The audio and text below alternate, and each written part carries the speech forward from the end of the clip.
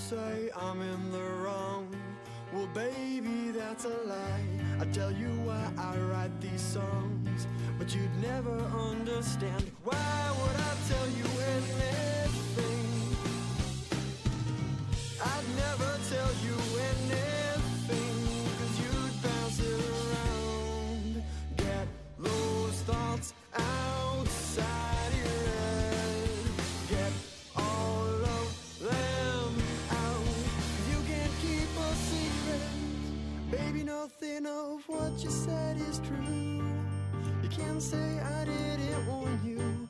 Hope you bump into your conscience that has light. The decency to state the facts. You are a chismosa. Chismosa.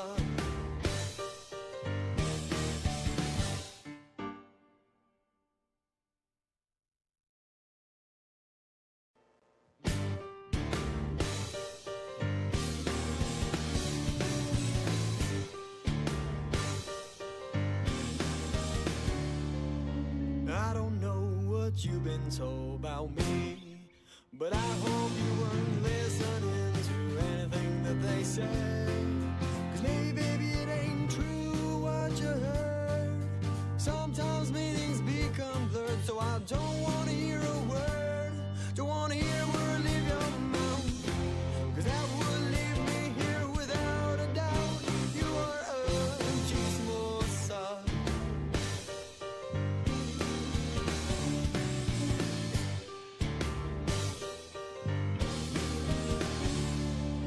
You tell me that you aren't in the wrong, but it was you who passed it along. Now things are confirmed. Baby, nothing of what you said is true. You can't say I didn't warn you. Hope you bump into your conscience that is lacked. The decency to state the facts. You are a chismosa.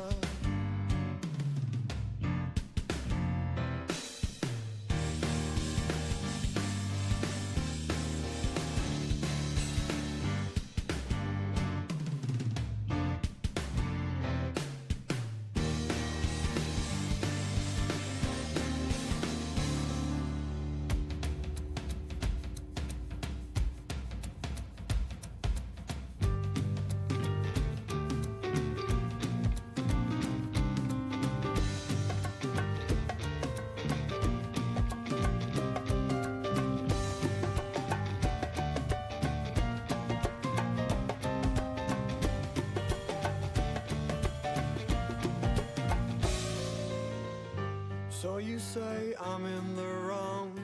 Well, baby, that's a lie. I tell you why I write these songs, but you'd never understand. Why would I tell you anything? I'd never tell you anything, 'cause you'd pass it around. Get those thoughts outside your head. Get all of them out. You can't keep a secret. Baby, nothing of what you said is true. You can't say I didn't warn you. Hope you bump into your conscience that has light. The decency to state the facts. You are a chismosa. Chismosa.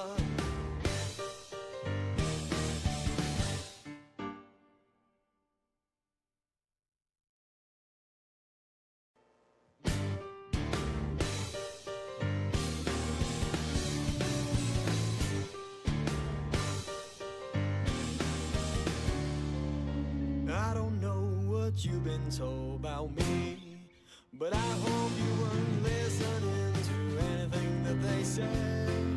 'Cause maybe, baby, it ain't true what you heard. Sometimes meanings become blurred, so I don't wanna hear a word. Don't wanna hear a word leave your mouth, 'cause that would leave me here without a doubt. You are a chismosa.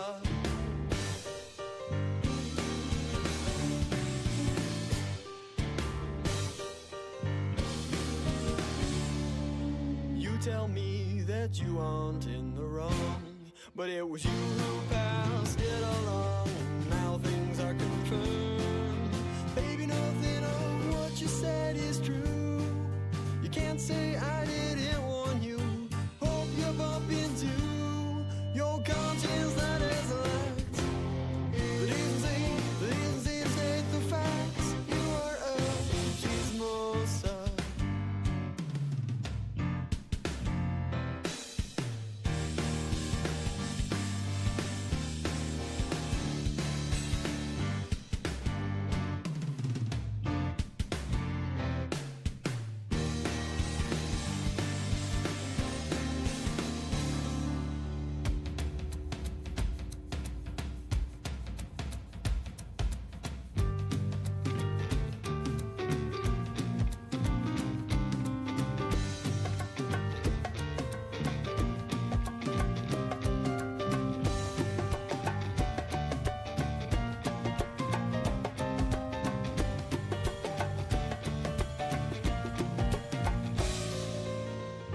So you say I'm in the wrong. Well, baby, that's a lie. I tell you why I write these songs, but you'd never understand. Why would I tell you anything? I'd never tell you anything, 'cause you'd pass it around. Get those thoughts outside your head. Get all of them out. You can't keep a secret. Baby, nothing of what you said is true. You can't say I didn't warn you. Hope you bump into your conscience that has left. The decency to state the facts. You are a chismosa. Chismosa.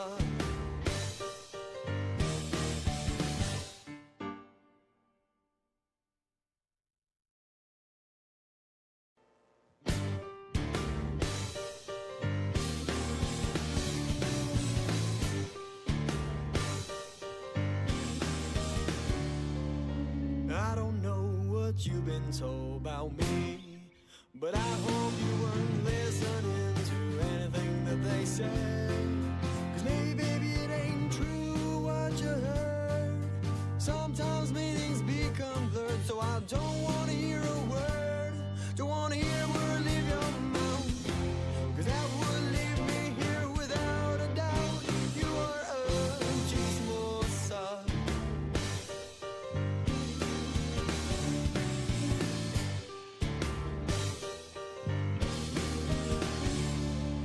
You tell me that you aren't in the wrong, but it was you who passed it along. Now things are confirmed. Baby, nothing of what you said is true. You can't say I didn't warn you. Hope you bump into your conscience that is locked. The decency to state the facts. You are a chismosa.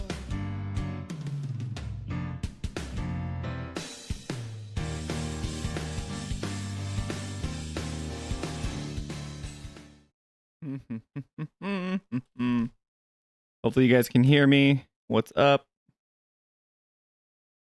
Oh! Welcome to another amazing stream brought to you by the Final Fantasy Files.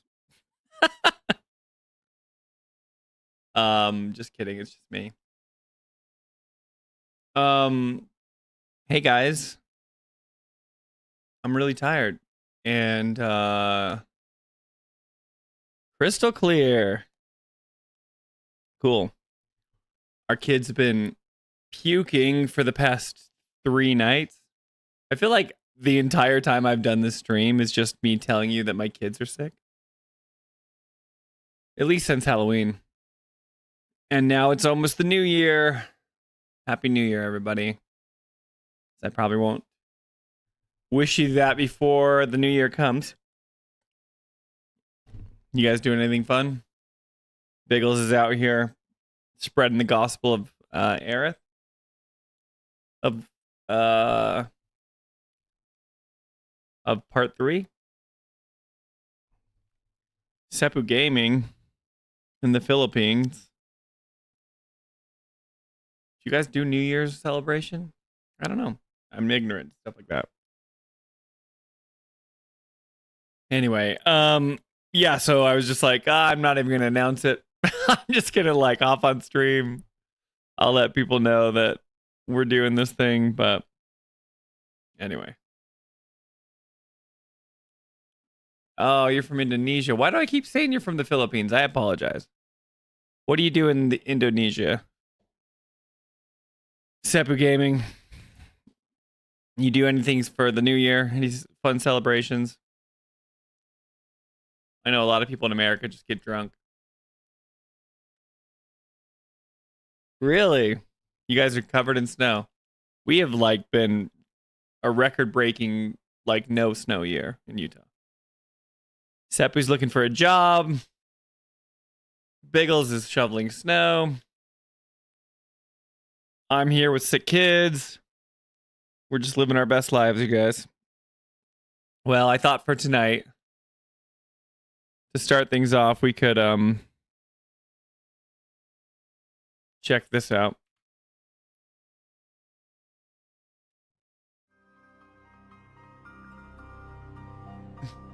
I remember this being like a notoriously bad year for Square Enix. 2022 software releases. Looking back, Square Enix released too many games and badly spaced them out between each release. They like released a bunch of these like back out, like right back to back to back.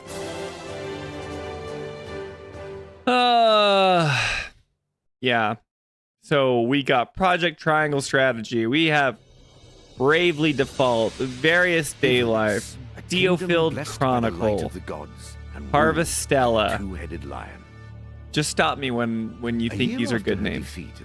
Stranger of Paradise. The king succumbed to malady, leaving a I mere actually boy did of the 2 to questionnaire ascend already, the throne. Biggles.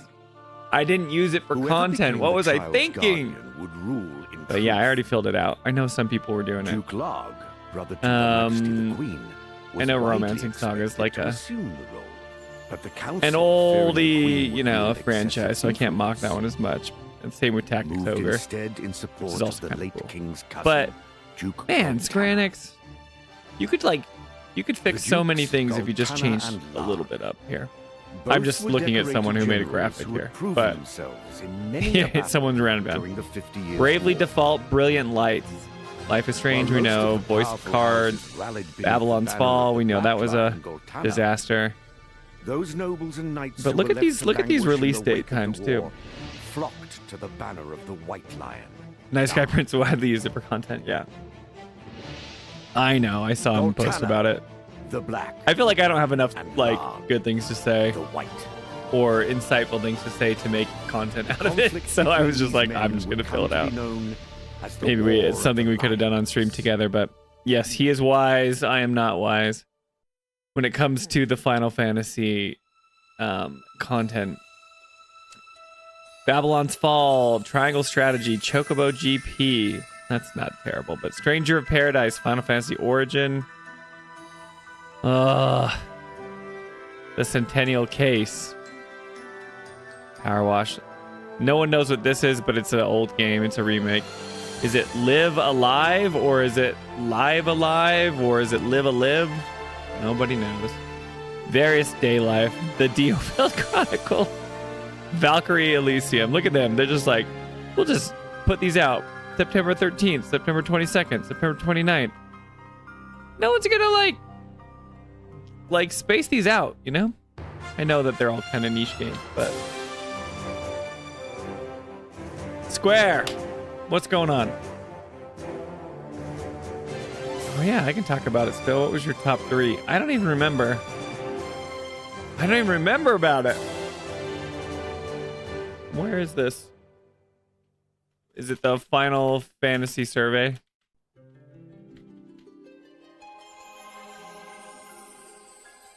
Where do I find it? Tell me, Reddit.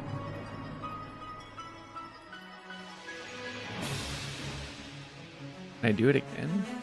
I've already done it, right? Whoa! They'll just let me do it again? Maybe I was on a different account. I don't remember. I've got tactics going here in the background going hard. Relax. Okay. Alright, Biggles, you win. Please choose all game consoles you own or regularly play. I do not play on my smartphones. I have a Nintendo Switch, a Nintendo Switch 2, a PlayStation 5, a gaming PC, a MetaQuest. I don't regularly play on that, but that's kind of it. Okay. Crystal Chronicles in that order. That's something I didn't know about you, Biggles. Please choose how many games, including Steam PC titles and download purchases you've purchased in the last year for your own personal use, not limited to Final Fantasy. Okay, so these are not Final Fantasy games. I'm limited to it. How many games? Oh, I bought Tactics. We bought it twice. Me and Jolie bought 2 of them. We got Metroid Prime 4 for Christmas, which I haven't touched yet. I got Mario Kart World. Bought a Switch 2. I bought Claire Expedition 33. Probably around like 4 or 5. What's up, Tool Man? I gotta admit, I talked crap on you last stream, so don't hate me. Just kidding. I didn't talk total crap on you. I benched you because you weren't around, so we didn't bring you to the party. Where do you usually obtain information about games? Okay, no worries. I didn't really. It was just like one passing by. I was like, everyone was saying that you were like at a family party or something. Now you're fine. And they were like, Javier put his headphones on so he could listen to stream. And Dual Man didn't show up. We were just making up stories about you that weren't true. Let's see here. Where do I learn information about games? Probably podcasts and social media and playing the games. Articles from games, articles from non-gaming media. I mean, maybe video ads, YouTube. Not video ads. Publisher development. No. Online store, word of mouth from friends. This is something I do. I watch State of Plays, so I guess I get information there. Publisher, developer, or game series, official social media. Or games. I mean, I do learn from them, I guess. I follow some people. They tell me about stuff. I don't ever watch the Xbox Showcase. Sorry, Javier. YouTuber, sure. Social media and videos, posts, and or shares from social media timeline. I watch Nintendo Directs. Publisher, developer, or game series official sites. I rarely go to this site. Can I not say playing games? That's not how I learn things about games. Biggle says, I was filling these out and I kept thinking, wow, Square Enix really wants me to talk about Final Fantasy with people in real life. Yeah, we need to like not talk with each other online. Let's just end the stream now and go tell a friend about Final Fantasy. That's the best thing we can do for the series. Coolman says, my brother was staying with me for the full Christmas week. Awesome. I forget where you are, Toolman. I know that Biggles is in Minnesota. He's shoveling snow. You're like, if I have to ask, then I've forgotten. You're like in Kansas or something? You're probably not in Kansas. Hopefully you're doing well. I don't know. I don't get any TV shows, articles. No. Okay, that's fine. Are you familiar with Magic the Gathering? The Final Fantasy collaboration? Yes. I've heard of it. I know what kind of product it is.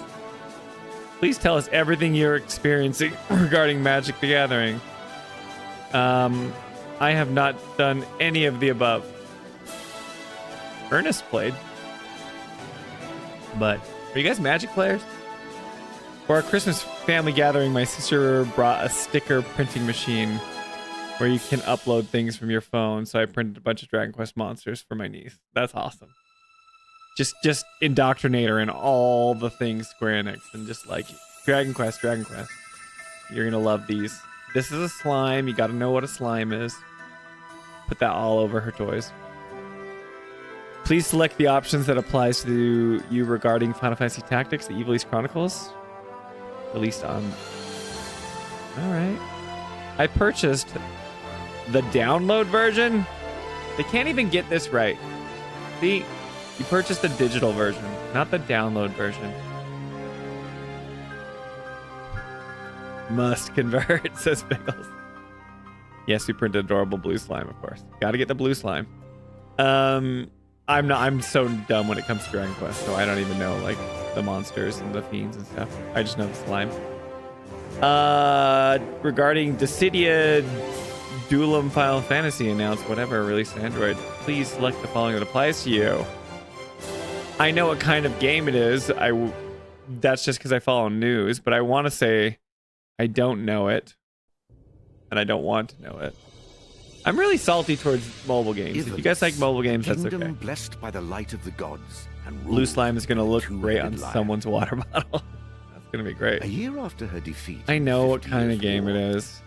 For those familiar with this, did you participate and play the closed beta? I did not apply. For those familiar with this, did you think you will play it when it's released? Definitely won't play it. Duke Larg, brother to Her Majesty the Queen, was widely expected to Sorry, no assume shade, the guys. But the council, Please fearing the choose Queen would which of the wield following excessive you would like to influence, see from the official Final Fantasy social moved media account. instead in support of the late king's cousin, This song is so funny. I don't know. I don't care. It's like, don't make me do your job for you. Goltana and Larg. What do I want to Both see were from the decorated official generals accounts? who had proven themselves in many a battle. What's up, during the Alyssa? 50 Oh, we're Years' doing the War. survey. I wasn't going to do it, but While then most of the powerful houses rallied beneath Biggles the has banner better of the ideas than I Black do. Lion, So he's Goltana, like, let's do the survey. those You guys even see nobles this? and All knights who were left to languish in the Probably wake better of if I the did war, something like that. flocked to the banner of the White Super Lion, zoomed in. Larg. Goltana, Check it out. the Black, and Larg, the White. The conflict between I don't these know what men Windows would come 11 to is be doing, known but like, you as know the what thing I War hate of when they the hide the Lion. taskbar? It's like I want it to stay up at all times, but then like, it's like just playing Final Fantasy Tactics in the background. I don't know what's going on. Anyway, please choose which of the following you'd like to see from Final Fantasy social media accounts. Yeah, latest information, I guess. Game sales are always great. I like anniversary posts. I don't really care about collaborations, to be honest, because if it's like another game that I don't care about, I don't want to see collaborations with YouTubers. Unless it's my account, then no. No, that's funny. That'd be... I don't care. Everyone say hi to Alyssa. We're just chilling here. Toolman's here. Biggles is here. Javier's abandoned us, so we're going to abandon him. Just like we abandoned Toolman last stream. You said you would play it. Is circumstance allow that circumstance if it comes to console? Yeah. I'm not going to play the phone games. I know that, like... Hey, I'm not against the phone games. Because I know some people, like, that's the only place they're going to play. And I think that's cool that there's stuff for them. But, like... It's the type of phone games, like I told you guys, I played Genshin Impact when it came out, and I was just kind of like intrigued by the fact that it came like the PlayStation and phones at the same time, and it was on PC. I'm like, this is cool because it's like cross-play across everything. Maybe it was cross, but if it like came to console and it worked, cool. But yeah, I don't think I'd play that type of game. It's just like the phone. Like if you guys are playing Ever Crisis, that's cool. Like the story stuff intrigues me a bit, but I'm like, I'm not gonna do a gacha game to do like to get the story, like, you know, bits. Anyway, doesn't it feel like my type of game? Says Alyssa. Yeah, not my kind of thing. But anyway, Alyssa, how was your Christmas? Have I talked to you guys since Christmas? I talked to you guys after Christmas. How's everyone's weekend? Nothing's happened. We've just been in like that like post-Christmas haze. I haven't reached that yet. We'll get there. Don't worry. Yeah, I'm not like taken in by the gacha stuff. I can play games without ever spending any money, you know. But yeah, no, never on. Yeah, I need buttons. We'll get there, Alyssa. We haven't got there yet. Collaboration with YouTubers, not really. Like, I mean, that's cool. And like, I'd be thrilled if they were like, if Square Enix approached us, they're like, "Do you want to do something?" I'd be like, "Heck yeah!" But if I saw someone else, I don't think I'd be like jealous. I just think it'd be like, I don't know, like I'll watch their stuff. I don't know. Is that weird of me not clicking that? Campaigns to participate in? No. Posts introducing characters, including birthday posts? Not really. Downloadable wallpapers? No. Post of developer team? This is still like the wallpapers and stuff. I only want news. You can do anniversary stuff. You can do game sales, but I don't want like fluff. Post of developer team comments. I don't want any more of this because that's all you post and it's all a bunch of garbage. I hate birthdays. Because then the developers just say whatever they want. Play Final Fantasy VII. You saw that post going around by, I forgot who that guy is, but he's like a potato with cloud hair. And someone ran an article saying like Final Fantasy VII director says you should play the original Final Fantasy VII, and I was like, first of all, this isn't the director. Second of all, this is the producer, and the director said you didn't have to play the original. Turns out it was Katase, and he was saying play Final Fantasy VII, the remake series. Uh-oh, Javier's here. Everyone, let's close down stream. He'll hear all the bad things we said about him. He's catching up. We're doing the survey, Javier. Yeah, don't want any of that. Don't want any, I mean, sure. I'm giving them crap, but I like that stuff. If their comments like, it's just marketing stuff. Like if they actually had something interesting to say, then maybe. But they have every right to post interviews of their developers. They're the people who make the games.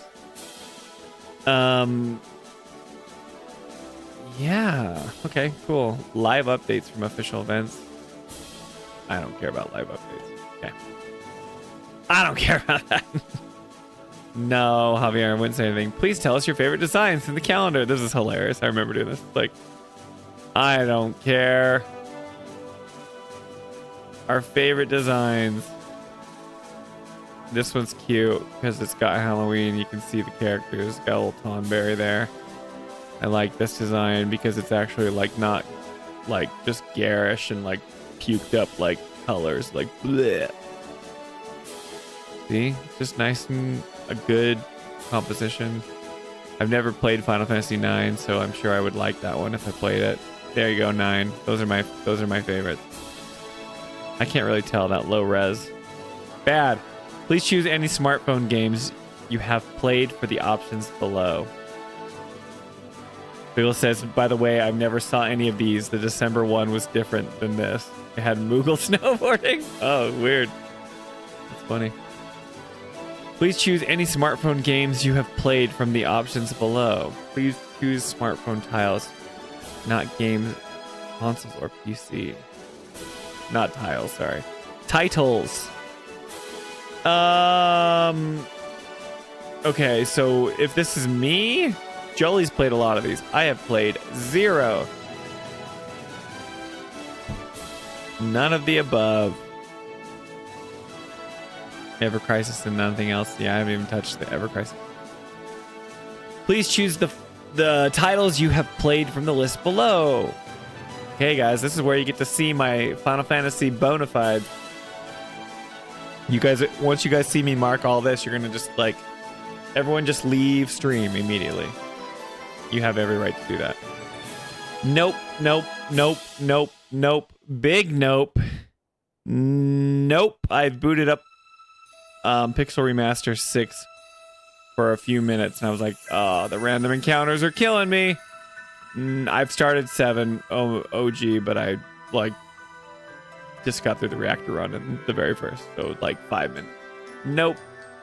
Yes, yes. Nope, nope, nope, nope, nope. I watched Jolie play 12. Nope. Yes, I have played. Yes, yes. But I haven't beat 15. Should I say I've just played it? I've played it. Nope. Yes. Excluded. Oh, just kidding. Yes. Nope. Nope. Nope. Nope. Nope. Nope. I'm a big fat phony. It's time, Spencer. The stream Stranger of Paradise. Hey, but this is good though, right? Because look at all this stuff that we could stream. Look at all this stuff we could go back and do content on. People are like me that are just getting into the series, right? Square Enix still wants me. I left Final Fantasy 7 at Calm, never returned yet. Gotcha. Ivalice, a kingdom So blessed there you by go. the light of the gods. That's and ruled my by a Final two-headed Fantasy lion. history. A year after Please her tell us defeat which of the in games you 50 Years' chose. War, And the okay, king sorry. Please succumbed tell to us malady, of the leaving a games mere you boy of chose. 2 The to last question ascend you the played throne. first. They Whoever want to know what I became played the child's first. guardian would 15. rule in truth. First. Duke Larg, brother Okay. to Her Majesty the Queen, That was it. widely expected. That's the one I to played assume first. the role. But the council, fearing the Queen would wield excessive influence, This is I agree, moved Tool Man, instead in and pop support of open a the late bottle or king's wine or cousin, soda. Duke Goltana. Yeah, we're just chilling tonight, guys. I am like out of it. I was telling The people, Dukes, I was just telling Goltana Biggles and and Separate Larg. Gaming they were here. My kids Both have been were so sick. decorated generals who had There's proven like we have themselves in a many neurovirus, battle so during the 50 Years' War. for Most of the I don't know if you guys powerful know this. houses So rallied beneath the I banner of the Black Line, studied animation Goltana. for like years. Those I was nobles and knights who were left to languish in I was the like a wake of the fine war arts major, flocked and to then the like banner of I the did White animation Line. for a few years, and then I just dropped out of school because like I didn't know if that's what I wanted to do and if that would make any Goltana. money. The Black. And then I just And worked for a while trying to the figure out what I White. wanted to do. And I decided to go conflict back between these and men get a would come computer to be science known degree, but this is as like the me War getting of married the to Jolie, and then I Lions. moved to California, and I had to like transfer all my credits and all this stuff, and then COVID happens, and I finally get my degree when I'm like in my 30s. Whereas like all these other young 20-year-olds are getting their degrees, right? And my dad was like, my dad really wants me to graduate. And which is funny because like I think getting a college education is awesome. I'm proud of my degree. I'm glad I got it. But I'm like Mr. Mom, I'm at home. I'm lucky enough to like watch the kids, so I'm not doing a ton with it. I'm not like searching for jobs because Jolie's the breadwinner. I did a few things here and there, like when we were married before we had kids, like we both worked. But as soon as that was when I was still going to school. So most of it was like going to school. And anyway, this is a long story to tell you that as we're doing this Final Fantasy, my dad's like, if you graduate, like we'll take the whole family out for like dinner or whatever.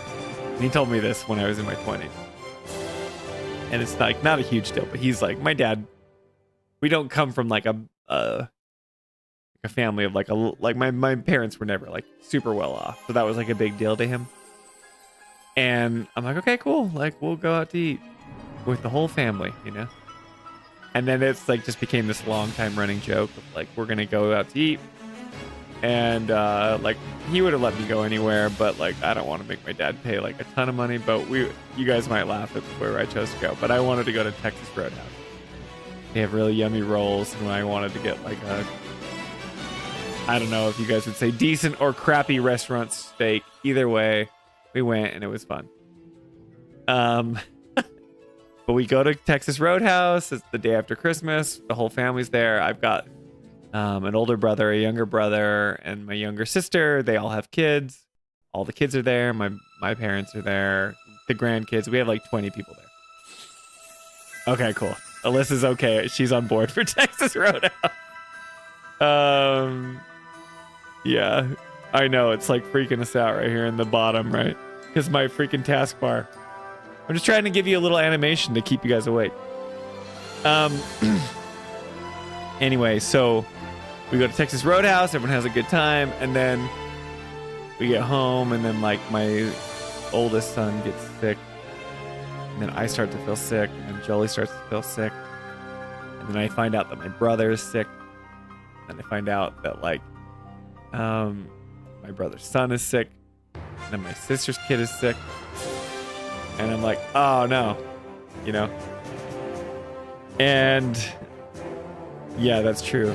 You can never go wrong with peanuts and steak. But I'm thinking like food poisoning or something, right? I always assume food poisoning, but it's never food poisoning. And it wasn't food poisoning this time. Because some people like that had the same food as us weren't getting sick. Just turns out it was like this neurovirus that's like highly contagious that's been going around, and someone like we think like we were just assuming like we think that like one of the cooks had it or something. They could have been asymptomatic, whatever.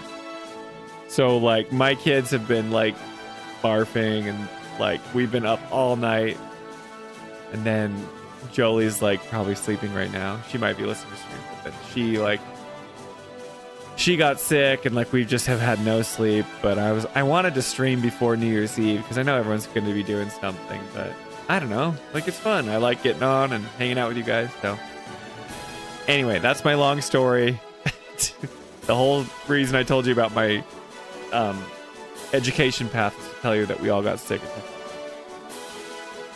So yeah, it's so funny because like I feel like I told Biggles this in Separate Gaming that I've just been sick constantly since I've been streaming with you guys. But that's okay. Yeah. Let's see. Alyssa's nice. She says, hope everyone feels better for the new year. Yeah, we're okay. I mean, like, the kids haven't grown up, knock on wood. Our youngest is the only one who hasn't gone through it. It's like just a 24-hour thing. I mean, we still feel uneasy a few days later, but I can finally eat food again. And I've been, like, eating trash. This is what I'm doing. Yeah, sponsored by Flaming Hot Cheetos. Not true, actually. You guys notice how the bag is smaller? Anyway, I love Flaming Hot Cheetos. My stocking was just full of only Flaming Hot Cheetos this year. But yes, I love Flaming Hot Cheetos, and I've just given up. I'm just eating junk food, and it's New Year's. I guess that's what you're supposed to do, right? I'm almost 40 years old, and I'm just eating garbage. Oh, I'm so dumb. Thank you for telling me. And Jolie's not here to tell me this. You guys can hear the music. Wow. Here. How's that, Javier? I've been talking this whole time, and it's just been going. I'm stupid. That you guys were my guinea pigs. You guys were my my test stream that I'm just terrible at. You guys have been. I thought I was like just telling you about the tactics just going off hard. I just thought it was like playing animation. I obviously should have been known that you guys. Here, we'll go to this more chill theme while we're chatting. I'm glad you guys suffered through that. You guys can just leave the stream if I'm terrible. I don't know what I'm doing. Oh, why do you guys watch me? Anyway, thanks for putting up with me. Okay, so yes, we're all tired and sick, but I feel better now, and I'm eating garbage, so let's continue on with the survey, shall we? Please tell us which titles you like of the ones you said you've played. Wait, please tell us which titles you like of the ones you played. I didn't like any of them. Most liked title. Oh, okay, this is the one you're talking about. There's subcategories here. Through suffering, you will grow strong. To hang out and have fun with my brother from another mother. Yeah, you guys are nice. You're too nice to me. Thanks for hanging out. Okay, cool. So let's do this. Top 3. Most liked. Here you go, guys. You get to see what my top 3 are. Oh, it's so hard because, like, Final Fantasy 14 is such a different game than these, and so is 16, and so is Remake. Remake and Rebirth just kind of lump into one for me. Geez, this is hard to do on stream. Okay. I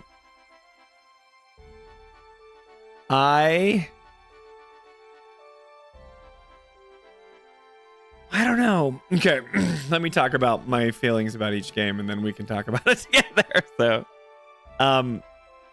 I think like 14, I was not invested in the Realm Reborn. I was kind of bored to tears, to be honest with you. I don't know if you've played it, but we were doing it during the pandemic, and I was just like treating it like a sandbox where I was just going and like seeing how I could level up my crafting abilities and get like my job, leveled up. I wasn't paying attention to the story. I was bored to tears with like the MMO, fetch questy nature of it. I don't even remember like the first it was like the Ultima weapon that they were building. I don't know if you guys have played it for a Realm Reborn, right? The Asians and Thancred gets like taken over or something. I can't remember. And then Heaven's Word comes in and it's really good, but I had kind of like just assumed it was bad. And then Jolie's like, no, you gotta like pay attention to Heaven's Word. And I didn't. And I didn't really even pay attention to Stormblood. And I started paying attention like towards the end of Stormblood and like into Shadowbringers. And so like when I the game gives you so much more back when you put more into it. And I think that's true of any game. So if you're bought in and if you're willing to accept this is how they're doing their storytelling and you meet the game on its own terms, then there's so much that 14 can give you, right? Toolman says A Realm Reborn is extremely boring. It's extremely boring. And I know that that was like their remake after the first time that they had launched it. So I love 14 because it was like, but I think of 14 as just like me hanging out with like Jolie, her younger brother James, and his husband Matt, and we like had a party. We always had 4, so we could always do dungeons together, and that was like our pandemic game, and it was great.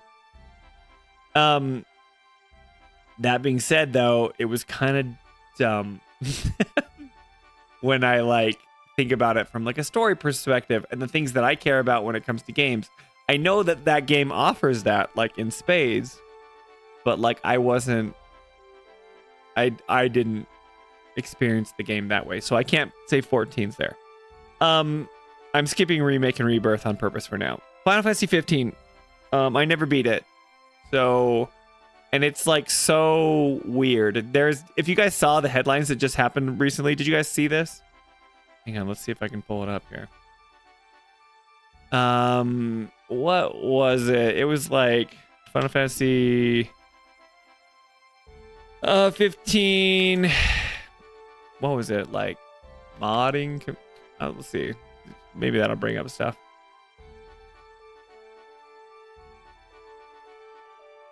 They was talking about like insomnia or something. There it is. That's what I wanted to see. Sephiroth just skipping with the bros. What was it? Final Fantasy 15 Insomnia mod. Maybe that will bring up something. It like allows you to like go through and like explore it, but it's like basically the cut content from the game that was supposed to be there when the game launched.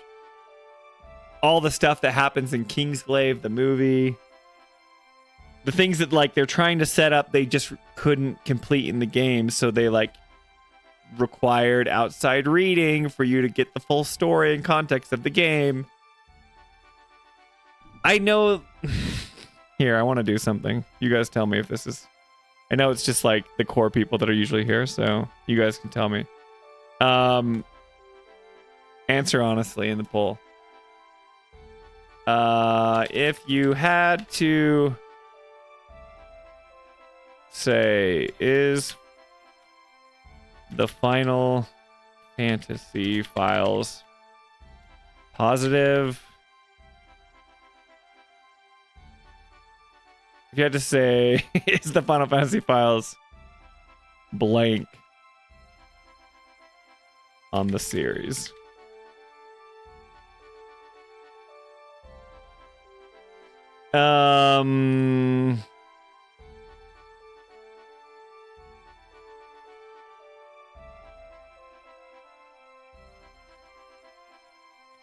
I worded this terribly. But yeah. What do you guys think? How are we?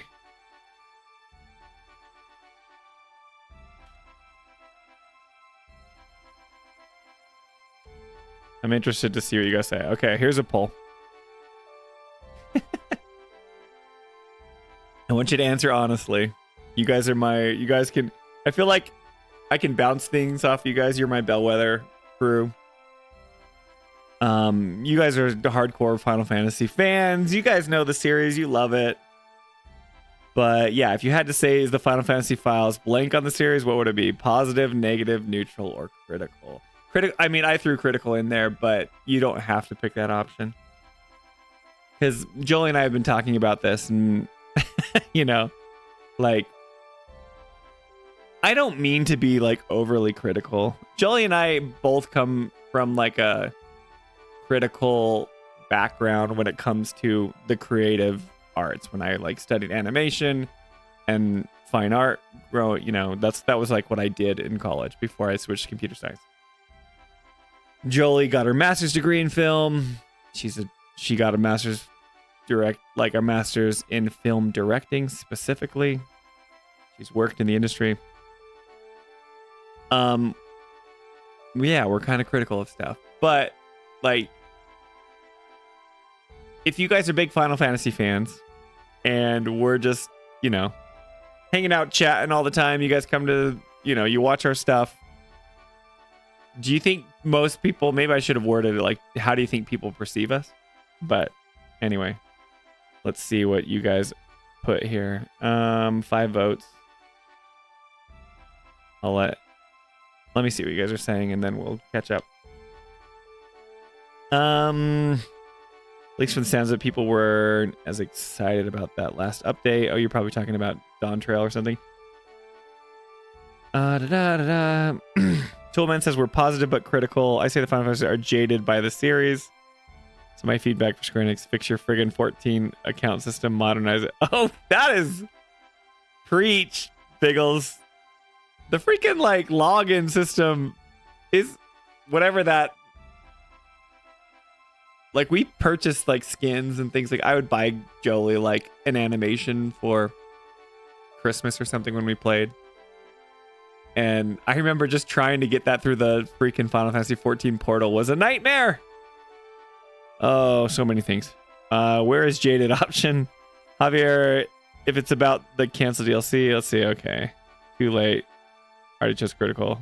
It's just the facts. I put neutral, but there's nothing wrong with being critical. Okay, cool. Can I vote too?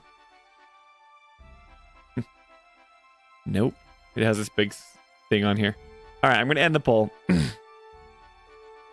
So, the reason I ask you, why do I ask you this? Okay. Oh, someone said negative. Okay, cool. Like, I think we come off negative a lot of times, right? And when I see like these images of like what could have been, I don't even know. This seems like I don't know if this is the actual mod. I just looked it up here. You know, some people are saying like, you know, honestly would have loved to have like made a mod that allows you to explore Somnia before the attack. It's a lot of work, but I want it. You know, some people are talking about it, but there was like some news, you know, that they were sharing some things of like going off on that. Anyway, the idea is like, there's so many things that we love about Final Fantasy, but there's so many things that are just so like so obvious that like they get wrong. And I think they're the first to would be the first to admit this if they couldn't. I don't know, like if they weren't a business and they weren't trying to like sell you games over and over again. But I'm sure in like their, you know, development meetings and the things that they get around to, they're probably saying like, oh yeah, like obviously Final Fantasy 15's development was troubled beyond belief, and Tabata the director and all the stuff that happened with, you know, the 10-year development cycle and the Versus 13 switching over to 15 and all the stuff that they wanted to tell, and Nomura, whatever. It's like all this stuff that didn't work out, like all the DLCs that were planned and they all got cut because they were all like patches on the story and the anime and all the stuff that like doesn't make sense. So like when Jolie and I come in and we play this game, we're like, Jolie loved Final Fantasy 15. That was like her first open world game. She hadn't played games and this was like the game that kind of brought her back from not playing for a while. She had like played all the original ones, but it had been a while since she played games. Because she usually just plays Final Fantasy games. And so when Final Fantasy had a big hiatus, so did she. And like, so the last game that she had played was like Final Fantasy 12 on the PlayStation 2. And then she comes back and I like I bought it for Windows and she was playing this game. She's like, this is the most beautiful game I've ever seen. You know, I can't believe this, you know? And then she's just like, but then she starts to like, you know, after the shine kind of wears off and she plays the game, she played it. She did everything in the game. And then she was just like, yeah, that story was bad, you know? And some people would say like, well, you can't like, I don't know. There's so many people that like love it, you know, and they'll admit that it has warts and all and flaws or whatever, right? Anyway, but like, we don't criticize Final Fantasy because we want to be like a negative channel, right? We obviously dedicated a big portion of our lives to covering one series. You know, everyone's like, play Expedition 33 or do this. It's like, we don't, I mean, all that stuff is tangentially related and great. And maybe we'll get around to it. But like, we want to play Final Fantasy games. We want Final Fantasy to succeed. We don't want to be like a channel that's negative. So that's why I did the poll. You guys say that, okay, we're critical, but that could be either way, right? And one of you said positive and one of you said negative. Cool. Like when we're posting content, you know, it's like, please don't do this, or, you know, please pay attention to like part 3. Like you need to answer questions. I think I would say that we're more critical, but I think when you go online and you're surrounded by people that like want to hype the game and all the stuff, and when you say critical things, they take it as negative. I'm here to tell you guys now that like we're not negative on the series. I might be negative on the some of the choices, but like when it comes to like if E3 were still around or Summer Games Fest or, you know, the Game Awards, like I will not pop harder for a game than a Final Fantasy game. Like if a Final Fantasy game's announced, I've become, and it's not just because of the channel, like there's no way we're going to cover the new stuff. Like we're so slow. You guys know how we are. But that's like what I'm most excited for now, you know? And I'll get excited for like my Nintendo announcements or whatever. But like I don't get excited about like all the, you know, the mainstream games. I'm not like, I mean, I played Helldivers with friends, but I'm not like, when that got announced, I didn't care. I'm not like Arc Raiders, the new thing that's like dominating the Steam charts right now. Like, I don't care. Like, I know that that's cool. My neighbors want me to play it. I'm like, no. Like, all I want is like my single player JRPG. And if it's like Square Enix title, then I'm getting more excited. And then if there's any Final Fantasy things, like I'm going to like lose my shiz. Right? Like, I'm totally in for this series. I want them to do well. But there's so many examples of like when they drop the ball and little things that they could fix, like we talked about last time, like the naming conventions and like the little tweaks that they could just not be so weird. I had this pulled up for where was it? I had this pulled up with earlier on, and we were talking about the names, right? It's like, I feel like Square Enix, and forgive me if this analogy is stupid, but I feel like Square Enix is like that like good friend that you grew up with that you just love to death, but they like started wearing dragon shirts in middle school and like a beret, and you were like, don't do that. Like, it's cool. Maybe that's what you want to express yourself with. And I'm not saying that this is bad, if whatever, you know, but like, you just know like kids are going to look at you differently and you're going to be weird. But they're like, nah, man, this is my style. This is who I am. So they wear the dragon shirts and they wear the funky hats rather than just like doing their hair like everyone did in you know, middle school. and they name their games all weird, like Various Day Life and Diofield Chronicle and Bravely Default and, you know, all this stuff. And it's like Project Triangle Strategy. And you just think like, you could just like, you're an awesome person. I grew up with you. I know that those dragon shirts are cool. Like, you're cool underneath all that, but you're not helping yourself, you know? And it's a niche market already. So it's like any help that they can get in the Western market, because they already, like, people from Japan get it, you know? But there's so many little tweaks that they could do just to make them not have that kind of like, you know, awkward dragon shirt stink on them. That's my analogy. Now, no shade to any dragon shirt wearing like fans, you know? I always thought they were cool, but I was too afraid to admit it because I was afraid I'd get made fun of. Anyway, so Biggle says, some say he's still out there wearing those dragon berets to this day. You know what I mean? Like, there's little things that Square Enix could change in a, like, overnight that would just like help them be perceived in the West as not like this kind of joke of a company, you know? And I know that like that's their brand, but like they could flip a switch and it like people would take them a little bit more seriously, I think.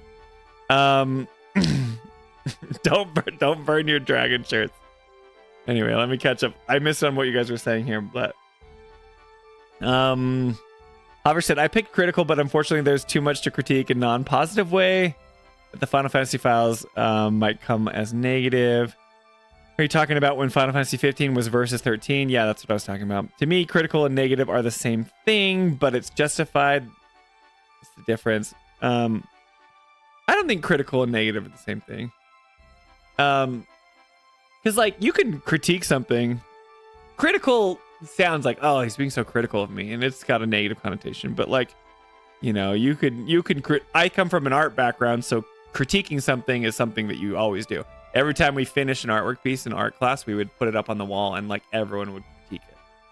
Some people would say they liked it. Some people say they didn't like it. You know, so I'm so used to like people just criticizing my work. That's something that you did frequently if you guys did have any art background. Same thing with like, you know, with Jolie, like she would do things and they'd screen her films and they would like rip it to shreds. It'd be like awful, awful, awful. Like her professors would like say, this is awful, awful, awful. And then like the students would do the same, or they'd be like, great, great, great, you know. So yeah, I mean like critical can come off as negative, but I'm critical of Square Enix because they make the franchise that like I think is the coolest, you know, that I'm most looking forward to in my, you know, 40-year-old self that's excited about, you know, whatever they make next. But anyway, so okay. But I get what you're saying. It's like if they keep making mistakes and you're critical of them, then it feels like you're just like picking on their mistakes, and I kind of am, you know. But Jolie and I need to do a better job of like highlighting the things we love about the games too. You know, it's easy to think like point out the stuff that's glaringly negative, but there's so much about the games that we love. Alyssa says, but that's the thing. Critical should not be seen as the same as negative. Yeah, I'm fine with it. Maybe negative is not a negative word for me. Gotcha. Okay. See, I should have just read your comments. To me, critical is different than negative. Critical remarks positive aspects. Negative is just being bad. Yeah. Okay, cool. You guys figured it out. You got there. You didn't need me to walk through it.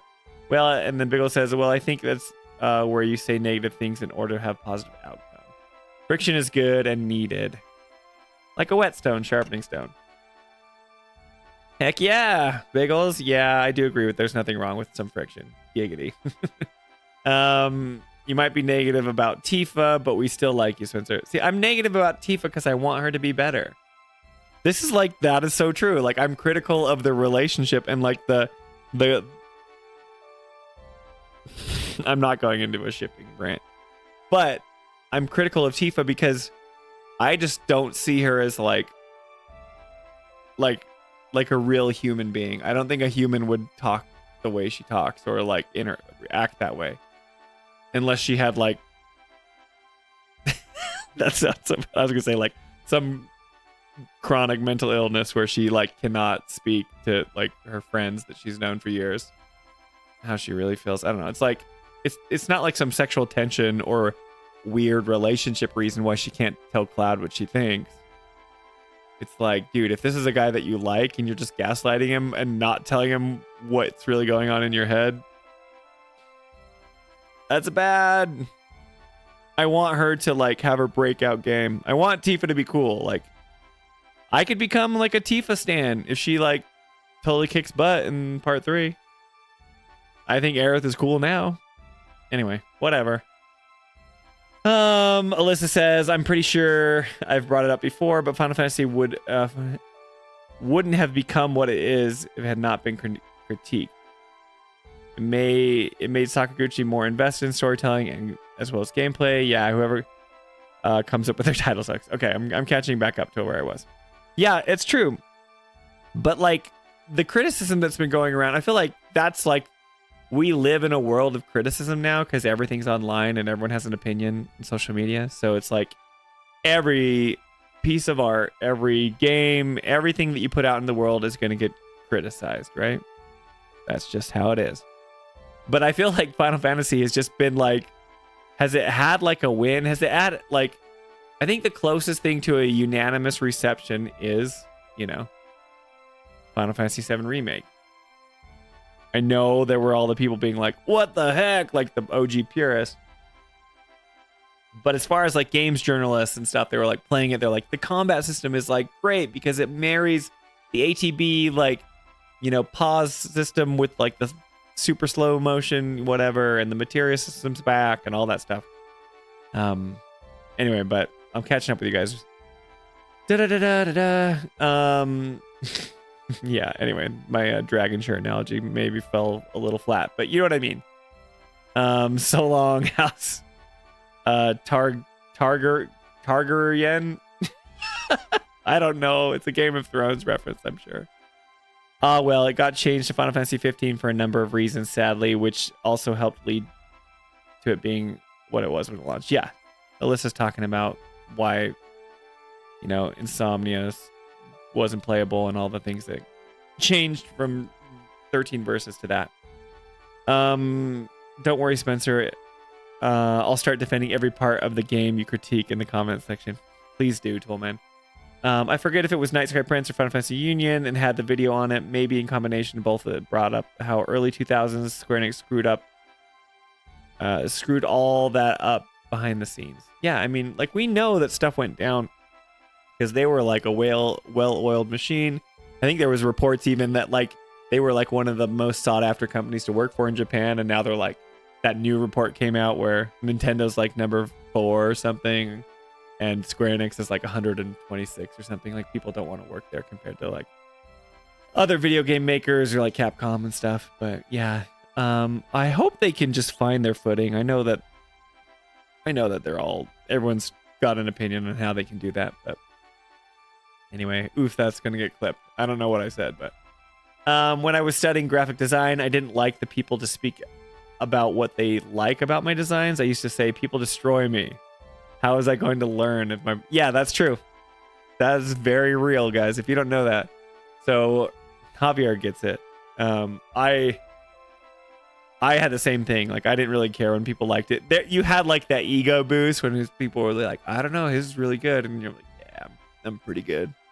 But then you would just like never get better, and if you kept doing the same stuff, then you never learned. So totally agree.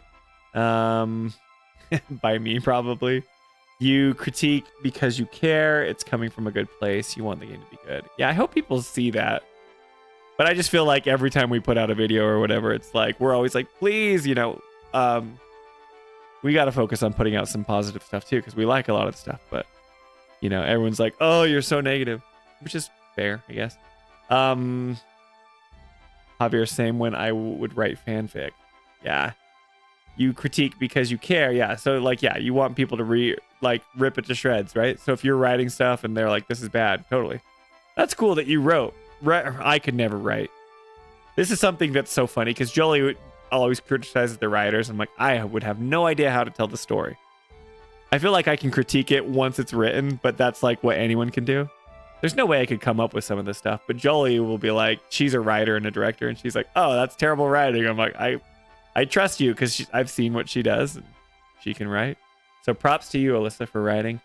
At least that's how I see the thing, says Javier. When learning new things, push me to do better. Don't get me wrong, it's nice to hear positive feedback, but nothing that isn't helpful. Gotcha. Yeah, you guys are in agreement. Yeah, Alyssa, you can critique because you now you probably you know they can do much better, much better. Yeah, much better. We believe in their craft and the high level that they can embrace. OMG gets Sparky. What's up, OMG gets Sparky? Do you think that it's the lines, the line delivery? Okay, line delivery are both that makes Tifa feel less like a real human. I think the line delivery is the main reason.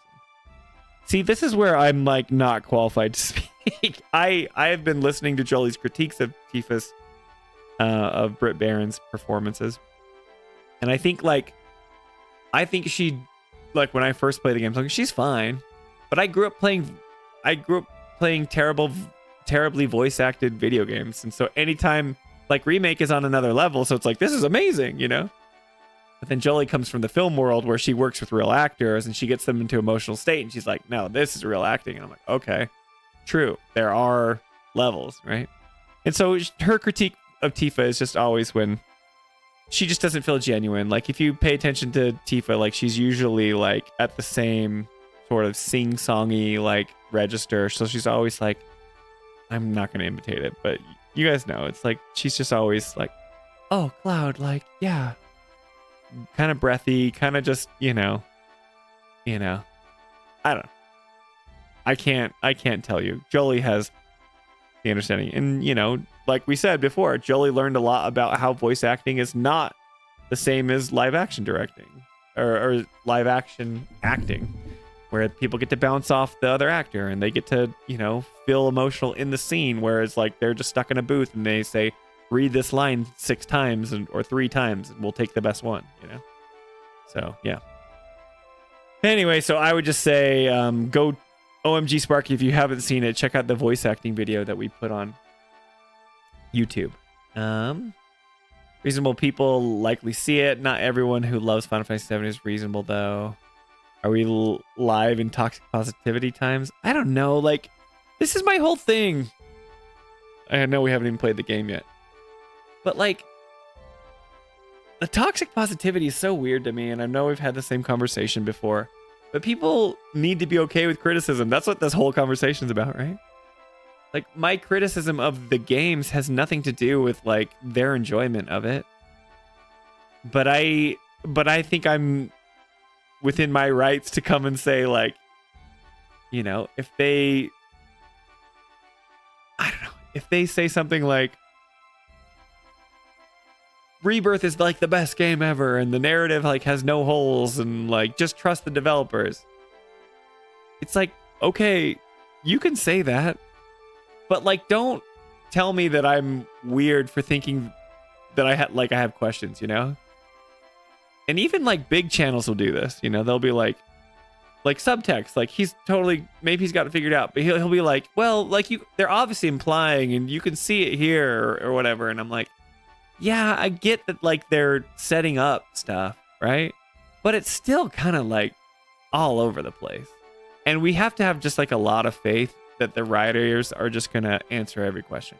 And I don't think they're going to do that because I told you, these are the games that I've played. If you guys see on the screen, I've played Tactics, 16, 15, 14, 7, and 7. I think 15, were we supposed to trust the developers there? I know it had a troubled development cycle. But like we didn't know why Luna and Noctis were supposed to care about each other. We got a few little glimpses back when they were kids, and then all of a sudden like they end up together in the end, and it's like, nah, you didn't earn that. You didn't earn a freaking ending with like Noctis and Luna Freya like living happily ever after on the throne in the afterlife, whatever. It's like, nope, didn't work.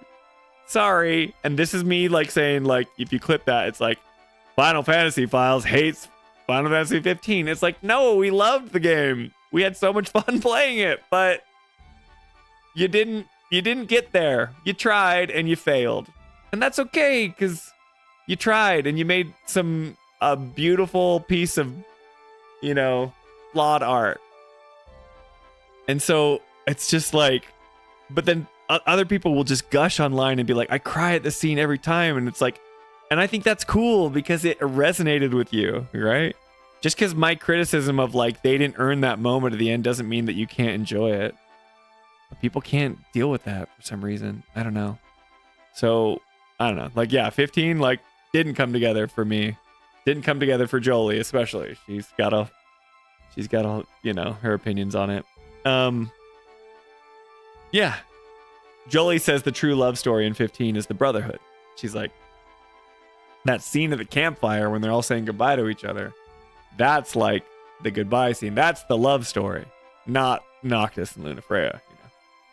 Anyway, so I don't know if we're living in toxic positivity times, but people just can't seem to like take the criticism. And Alyssa agrees. If you hadn't heard Jolie's opinion on Britt Baron's performance, do you think you'd have the same opinion? I don't think so. No, I think I was influenced by Jolie. Yes. But it's like when you trust someone who knows more about something than you do, and then they can point it out to you, it's like now you notice it. Like I notice it now. It's like, okay, yeah, like, but I didn't notice it before. See, like, this is kind of like the ignorance is bliss thing, you know? And now that I hear it, I'm like, oh yeah, like I do prefer like certain performances over other people's. And that's not to say that like, but I'm not like to be like, oh, like I'm not on this campaign to be like, Brit's awful. I'm like, I think Brit's great. She does like a million times better than like I would ever do. And like most people would do. Obviously she's got hired for a reason. I think she, like Jolie will always say she sounds like Tifa. She's got a beautiful voice and she sounds like, you know, you hear it and you think of Tifa, which is great. Like that's like 90% of the thing there. Jolie's all about making it to 100%. You know, she's going to try and push it to the best it can be. And she's going to, you know, say, oh, these are the places where it falters. So I don't know. Like if I was being honest, I don't think I would have noticed, but I think I do know because I trust her. The voice acting from Sonic Adventure will forever be burned into my brain. Rolling around at the speed of sound. Got places to go. Gotta follow my rainbow. Watch out, guys. I'll release an album soon. Talk like Tifa, but in the Mickey Mouse voice. No, okay, so I'm catching up to when I was talking to Tifa. Just wait till AI reads the lines. I know. It's like sad, right? Because it's like computers are just going to do it. So, but then we can critique the terrible implementation of the AI. So who knows? Seppu says, yeah, I agree with Spencer. If we played from PS1, Tifa actress is okay, but the VA from Red Dead Redemption 2? I don't know. I haven't played Red Dead Redemption 2, but yeah. Don't get me wrong. Jolie made really good points about Britt's performance. I'm just curious if it influenced how much Tifa felt for you and how much. Yeah. Yeah, I answered it. So, but to be fair, like nothing about her voice, like vocal performance affects how I feel about the character, which it does Jolie. Jolie will be like, I'm not in this scene because like this, she has these reasons, right? But I'll be like, oh, like I get what's being said. I critique Tifa based on the things that come out of her mouth, not the way that she says it, you know? I'll be like, why would you say that to your friend? I'm mad at everyone in the party, not just Tifa, right? Like, guys, you have this guy that's on the brink of just like insanity and nobody's doing anything about it. And they keep letting him hold that sword. Stop it. People are fragile. This is no backbone. Own your likes and ignore who doesn't see it your way. Do you need to engage and lose sleep over making people think like you? Come on. Yeah. Like, I don't like, that's the thing. Like, I don't mind being a little bit abrasive or friction. Like if we make people struggle. Right. But okay. Clip that. I don't know what I said. I'm behind, but it's like the new season of Stranger Things on Reddit. People either think everything about it is bad or people refuse to acknowledge its faults. It's wild. Yeah. So like, I don't know. Like I think we do fall into the trap. I think our channel has fallen into the trap, and this is probably my influence. This is just like this is my therapy session with you guys. So much for the tactic stream. I'm kidding. We'll get to tactics. But like, I come in and I'm like the newcomer to the series, and I have opinions about like, this isn't working. I have no nostalgia fueling my opinions. I think a lot of people that the main Final Fantasy people that are in the space have been doing it forever, right? So I think a lot of their opinions are fueled by nostalgia, and I don't think that they could say otherwise. I don't think they can objectively say that it's not, which is fine. Like, you know, a lot of times, like if you review a video game, you're gonna give it to the major fan of that series because they know it better than anyone. I'm a unique case because I'm coming in because I'm married to Jolie, who loves this series, and I wasn't really like caught up into it until now. And now I'm like into it. But yeah, like I'm coming in with like a fresh perspective, and I'm like, okay, these things are a bit weird, you know? I'm like just calling balls and strikes like I see them, and maybe I'm dumb. Maybe I don't have the context that I need to appreciate like what's going on, right? Like when I tell you guys about Sephiroth, and I'm like, I don't know what's going on with Sephiroth. I think like nobody knows what's going on with Sephiroth, and I think it's weird that people even care about this guy. Right? But everyone else is like, no, like, did Sephiroth do this? All the memes. What's Sephiroth's intentions? What is he up to? It's like, I don't know. I don't think the game makers know. I think they just use him as like this boogeyman. You know?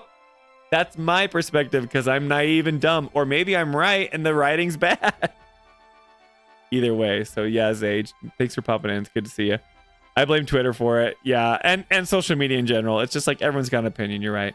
I only have X amount of characters to sum up my feelings, so I feel like I hate this no matter when. Yeah, that's true. So they just have to spit it out, and they can't get the context out. How does Tifa sounds? It sounds motherly. What games have you played this year, Spencer? Not Square Enix related. Like nothing. See, like I've only played. What have I played? I've played Helldivers, and I've played like multiplayer games. I play Smash Brothers and Mario Kart World, and I played the Metroid games with my kids. So like me and my 6-year-old went through and we played like Metroid 1 on the NES, like online, the Nintendo, entertainment system. And then we played Metroid 2 on the Game Boy, and now we're in Super Metroid, and he has a little map and he was like drawing it out. We were playing it together, but he's scared of Ridley, and he's like, we can't play Ridley until I turn 7 years old, which is really cute. But I keep trying to help him be brave because I want to finish the game. I'm like, let's beat Super Metroid. It's really cool. And he's like, no, I'll be brave enough to play Ridley when I'm 7. And his birthday's in May. So anyway, so those are the games that I've played. I've played a lot, but it's usually like, well, I haven't played a lot. Most people play like a lot more, but I haven't like completed single player stories. I haven't had those like big narrative moments. The biggest narrative moment that I've had this year is Tactics that you guys have been seeing, and I'm really enjoying it. I'm loving Tactics. Like Tactics for the job system has been so fun, but I've like kind of obviously we've been using Biggles' broken build or whatever, but once you get into like a rhythm of like what you're doing, now I'm just experiencing the story. Just feels like I'm just playing it for the story now, which is totally like compelling for me, which I like, but I'm not thinking about the combat very much anymore because it's not pushing me, but that's because we kind of broke it. Anyway, good question, Biggles. Also, we react before even completing videos, articles, etc. Most people come in and comment on your title or whatever before hearing what you guys have. That's true. But like, yeah, I mean, like we're not getting a ton of traffic, and we're not getting a lot of people to say anything, My funny thing is like, call him out. Bryce the Oddball, he's this guy that comments all the time, and he's a cool kid. He's like a young kid who just graduated high school, I think.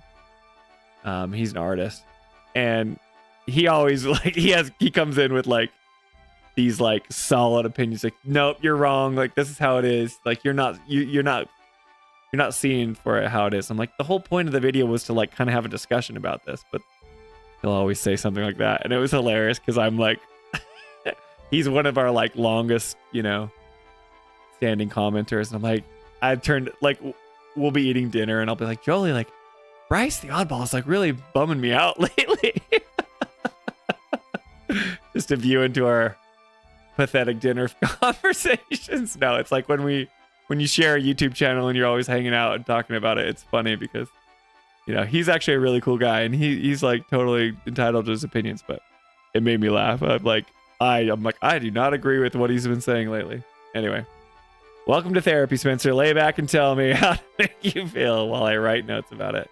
You guys should be charging me. I need to give Alyssa back all her money so she can help me feel better about myself. Alyssa says, like when you had the title card jokingly bring up Barrett being sexist when he split the terms. Yeah. Okay, so like that was obviously like we're playing with like what works. We want to be like a little bit salacious so people will click on the video, but then we want to be real to like, because we actually do mention that in the video. We don't believe that, you know. But people got ticked, and so then I changed the thumbnail so it didn't say like, is Barrett sexist? I just said like, I don't know, like something dumb. But yes, that is a great example. Alyssa. Nothing wrong with talking about it, bro. Sounds like you would enjoy Final Fantasy more if it was something you could play with family or with a group. No, I mean, that's a good point just because I like Final Fantasy. I like the story player, like single player driven games. Actually, those are my favorite type of games. So like from the games I spouted off, Biggles, when I said I played, you know, Helldivers and I played games with my kids and I was playing Smash Brothers and Mario Kart World. It's like you would tag me as like a multiplayer gamer that only plays multiplayer experiences and doesn't enjoy the single player experiences. That's not true. It's just like we had a kid this year and like sleepless nights and all these things. It's like you just with 3 kids and projects and all the stuff we do around the house and, you know, trying to work on content, like you just don't have time to play the single player games. Like I want to play that. I want to play Expedition 33. I bought it when it came out. It's still on my Steam list. The only time I've played any video games in the past 2 months has been with you guys. And I'm serious about that. And then just playing a little bit of tactics on the side to like level up. But I have not been playing video games because it's just like holidays, school, kids, homework, music class, you know, like getting them to things, taking care of the brand new baby, all the things. Like it's just, I want to play, like my favorite game of all time is Mass Effect 1. And then obviously the series that come after it. But I love like a good Nintendo game where I'll play a Zelda game. I got Metroid Prime 4 for Christmas and I haven't even touched it yet. And I know like with the complaints about that game or whatever, but I love Metroid games. I just want to go play it. That's all I want to do, but I just don't have time. So yeah, to be true, anyway, I would rather just be playing single player games.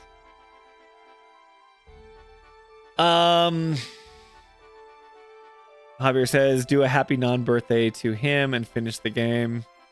Wait, who are we talking about? I forgot. Sorry, I'm behind. You're going to play Lego Batman when it drops next year then? No. I won't be playing Lego Batman. Hopefully. Oh, you're talking about my kid when he turns 7. Hopefully they add multiplayer function for more of these JRPGs. Like, that'd be cool. I don't know. Like, I love a single player. Like, I love getting immersed and just whatever. Like if I ran, Jolie said that in Final Fantasy 9, like one of the people can like run around with you while you do the story. Like you can control one of the party members, which is cool. But I don't want it to be like anything where you get to affect the decisions or change the story. If someone can just tag along with you, then that's great. Yeah, but sadly people clicked the immediately commented without listening to you guys. Yes, that's fine. I mean, I don't care. That's just the internet in general. When you drop an episode, I try to listen first, then go back and edit my comment with my thoughts. You guys are nice. I'm not asking for sympathy. Like, you can leave whatever comment you want, you know? It's Portal Steam Deck time. I have a Nintendo Switch too. I know that Steam Deck, like, I don't really have that big of a Steam library, but I know that, like, it's, like, cool. You can play these games, right?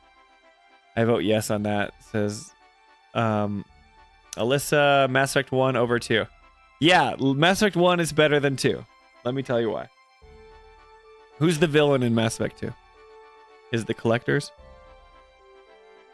Who's the villain in Mass Effect 2? Is it the Elusive Man?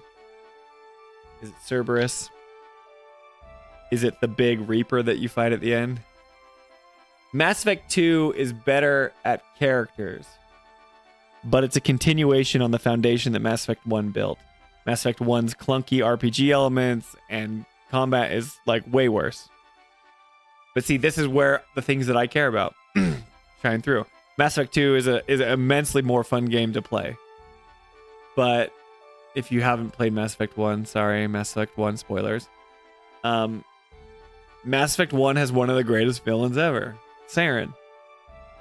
And Vanguard, the first like Reaper that you fight. But like you have like I want Final Fantasy VII to have a villain like Saren.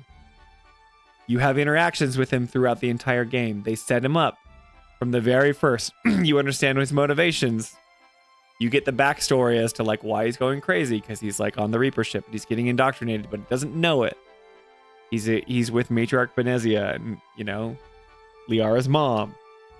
You can have dialogue options with him, and like there's all this like space prejudice and racism when it comes to like Commander Shepard being the first human Spectre, because, you know, Saren's a Spectre, and there's all this stuff with Captain Anderson. It's just like there's so many things that are so good. And you go throughout the whole game and you can talk him into like killing himself at the end, or you can have a battle with him and it's stupid. And I like want Jolie to play it, and the combat mechanics are so dumb. I mean, they're not dumb, but like, you know, they're dated. But like, it tells this cool story. It sets up this amazing threat, and it sets up this world that's incredible. Mass Effect 1 is awesome. And it doesn't have to be open world. I was telling Jolie this, like, we don't have to have open world things. Like in Mass Effect 1 and 2, you just like when you go to the Citadel, that felt huge. But it's really just like a few rooms and some elevators, you know what I mean? But it like tricked your brain because you were traveling around on the Normandy and you were like talking to your party. Mass Effect 1 is like the Western equivalent of like a JRPG. I always tell Jolie this because it's like you get these party members along the way, you have these relationships and these moments with them. They just do it way better. They do it way better. But you miss out on like, it's very grounded in like the sci-fi, like it's sci-fi, it's sci-fantasy, but like the cool thing about JRPGs and Square Enix, it's like the characters are awesome, the worlds are so awesome. I just want that like level of writing and like character work to be injected into a JRPG.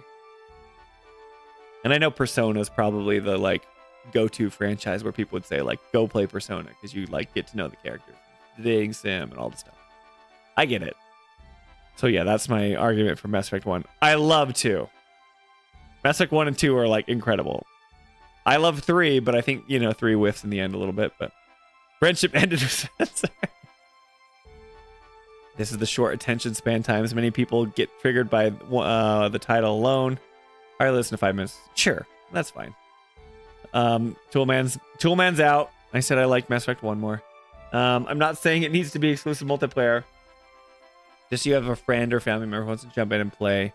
You can join in battles and mini games around the world. You know what? Like developers must know that never works, but I swear, like if you just make this awesome, you know, single player RPG, but like it's party based. I agree. Give the ability to let somebody just kind of tag along and like fight with you. Like if you could like control Barrett while you were fighting as Cloud, maybe make the game crazy easy because you're like, you know, doing your own ATB skills or whatever. But that would rule so hard.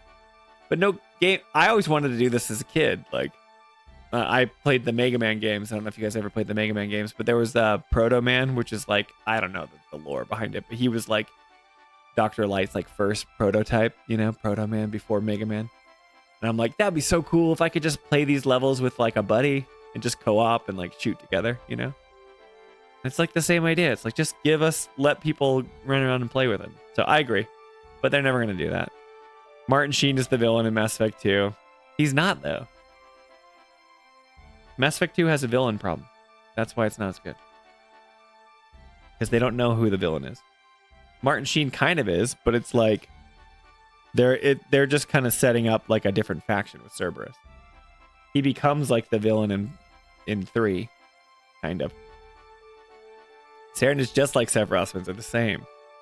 Which Sephiroth? Javier. Omni Sephiroth. 2 peas in a pod. The real one, Alyssa. The ghost one. Livestream Sephi. Ever Crisis Sephiroth. Yep. This is, you guys are just talking about Square Enix's problems right here. Too many Sephiroths. The list goes on and on. Haha. To me, Ever Crisis Sephi is Proto Cloud to Alyssa. Based on what I've seen in the clips, I don't disagree with that, Javier.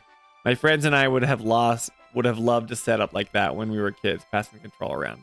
OG Final Fantasy. Totally. And I know there's like complications for introducing all that. Anyway, cool. I've caught up. So yes, my favorite games are single player games, where I can just get immersed in a story and have good characters. I like Mass Effect 1. Just it slightly edges over Mass Effect 2. So if I had to pick, it'd be Mass Effect 1, 2, and then 3. But anyway. So should Final Fantasy borrow more from Western RPGs or more from games like Persona? I think they can do both. Like Persona does a good job. I've only played a little bit of Persona, and I would like to play more actually. But like Persona's character work is like off the charts, right? Like you get to live out your whatever. I only know it based off of like some of the stuff like Persona 5. I know that there's a storied history or whatever, but like you get to live out like a normal life as a kid, and then you have like the personas and all the stuff that you do in the dungeons and stuff. Like that's cool because you get time to, any time you get to spend with the characters, the better, right?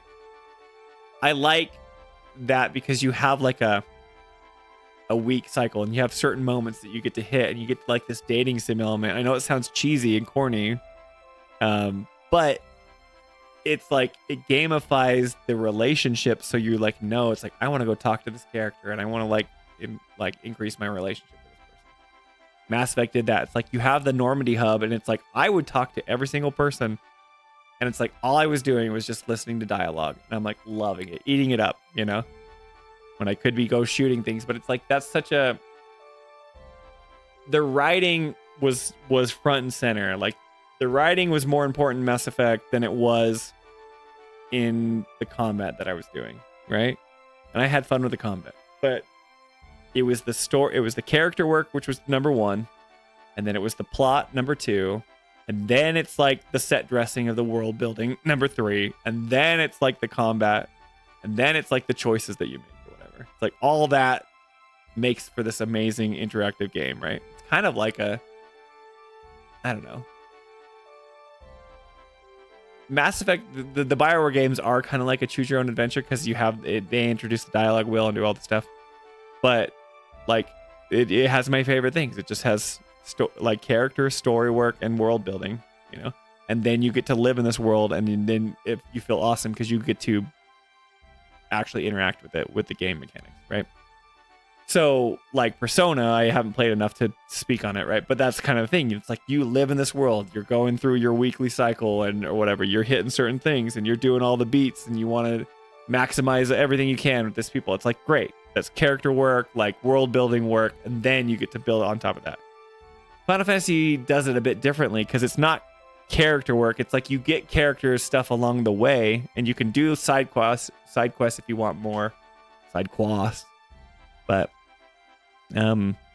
it's like, I don't know, like the villain with Sephiroth, like the way they set up the plot is just like, I feel like they do really good character work, like some of the most iconic character stuff, and world building is masterclass. But then like plot has always been like number 7.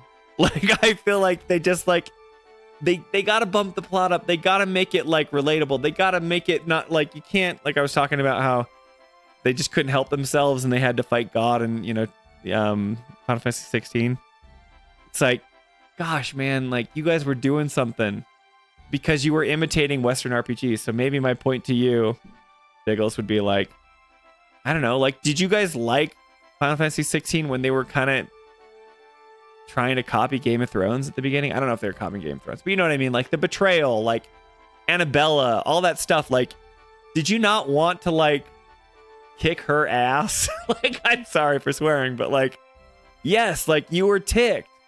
And it was obvious, like it's very like the whole revenge plot or whatever. But it's like those are just like core human emotions that people feel. So when Clive is like branded and like a slave and he's been fighting his whole way through like the gutter because his, mom betrayed his, like her own son because he wasn't like the dominant of, or the Phoenix or whatever. Like, that's good stuff. I know it's cliche, but like, I don't care. And then they had to go flip the script and do the whole Ultima stuff because they couldn't help themselves. And this is me being critical again. It's like, oh, Final Fantasy Files is being negative again. It's like, no, I'm not trying to be negative just for negative stuff. It's like, you were so close. I love like your whole world. I love the dominance. I love the summons. I love the big battles with like Shiva fighting freaking Titan in this whole war. It's like, man, I was so excited for 16. I love the chocobos instead of horses. I love the whole world that you've set up, that like they kind of share these things and you can't wait to go jump in and see how, they're going to tell this story. And it's just like their stories are always bad. They have so many good parts, but they never coalesce. It's like the parts are always greater than the whole and they never fit. Anyway, sorry. This is my rant. It's a rant cam and I haven't. But it's good because when I'm looking at these games in the survey, it's reminding me. Let me catch up what you guys are saying. So yeah, I kind of wish they would borrow a few things from Western RPGs, but like not in the way that people fear. It's like get your like Western RPG out of my JRPG, right? I don't want them to feel like a BioWare game. I just want them to focus on the story, the world building, and the plot. I want them to have that secured and figured out, right? And I don't want them to like, it needs to make sense and be relatable, and it needs to like help drive all the actions that the combat and the gameplay are focused on. And I just think that Western RPGs do that a little bit better. Alyssa says, I think for Spencer, he would want more Western style for the story. So not all the characters are great in Persona. Okay, cool. See, yeah. They are not going to do that. They are 1000% JRPG. And I know, and so maybe I'm just like preaching to like no one and like they'll never want to do it. But it's like, I don't care if it's like the most Japanese thing I've ever played, right? But if they elevate those, the three core tenets of, they need to have character building, they need to have a good plot and world building, and then I will like be along for the ride because I think that's what Expedition 33 did, right? I mean, the gameplay was great. I didn't play it completely, I know. I'm just talking out of my butt. But, like, they created a compelling story that drives you forward through all the acts, right?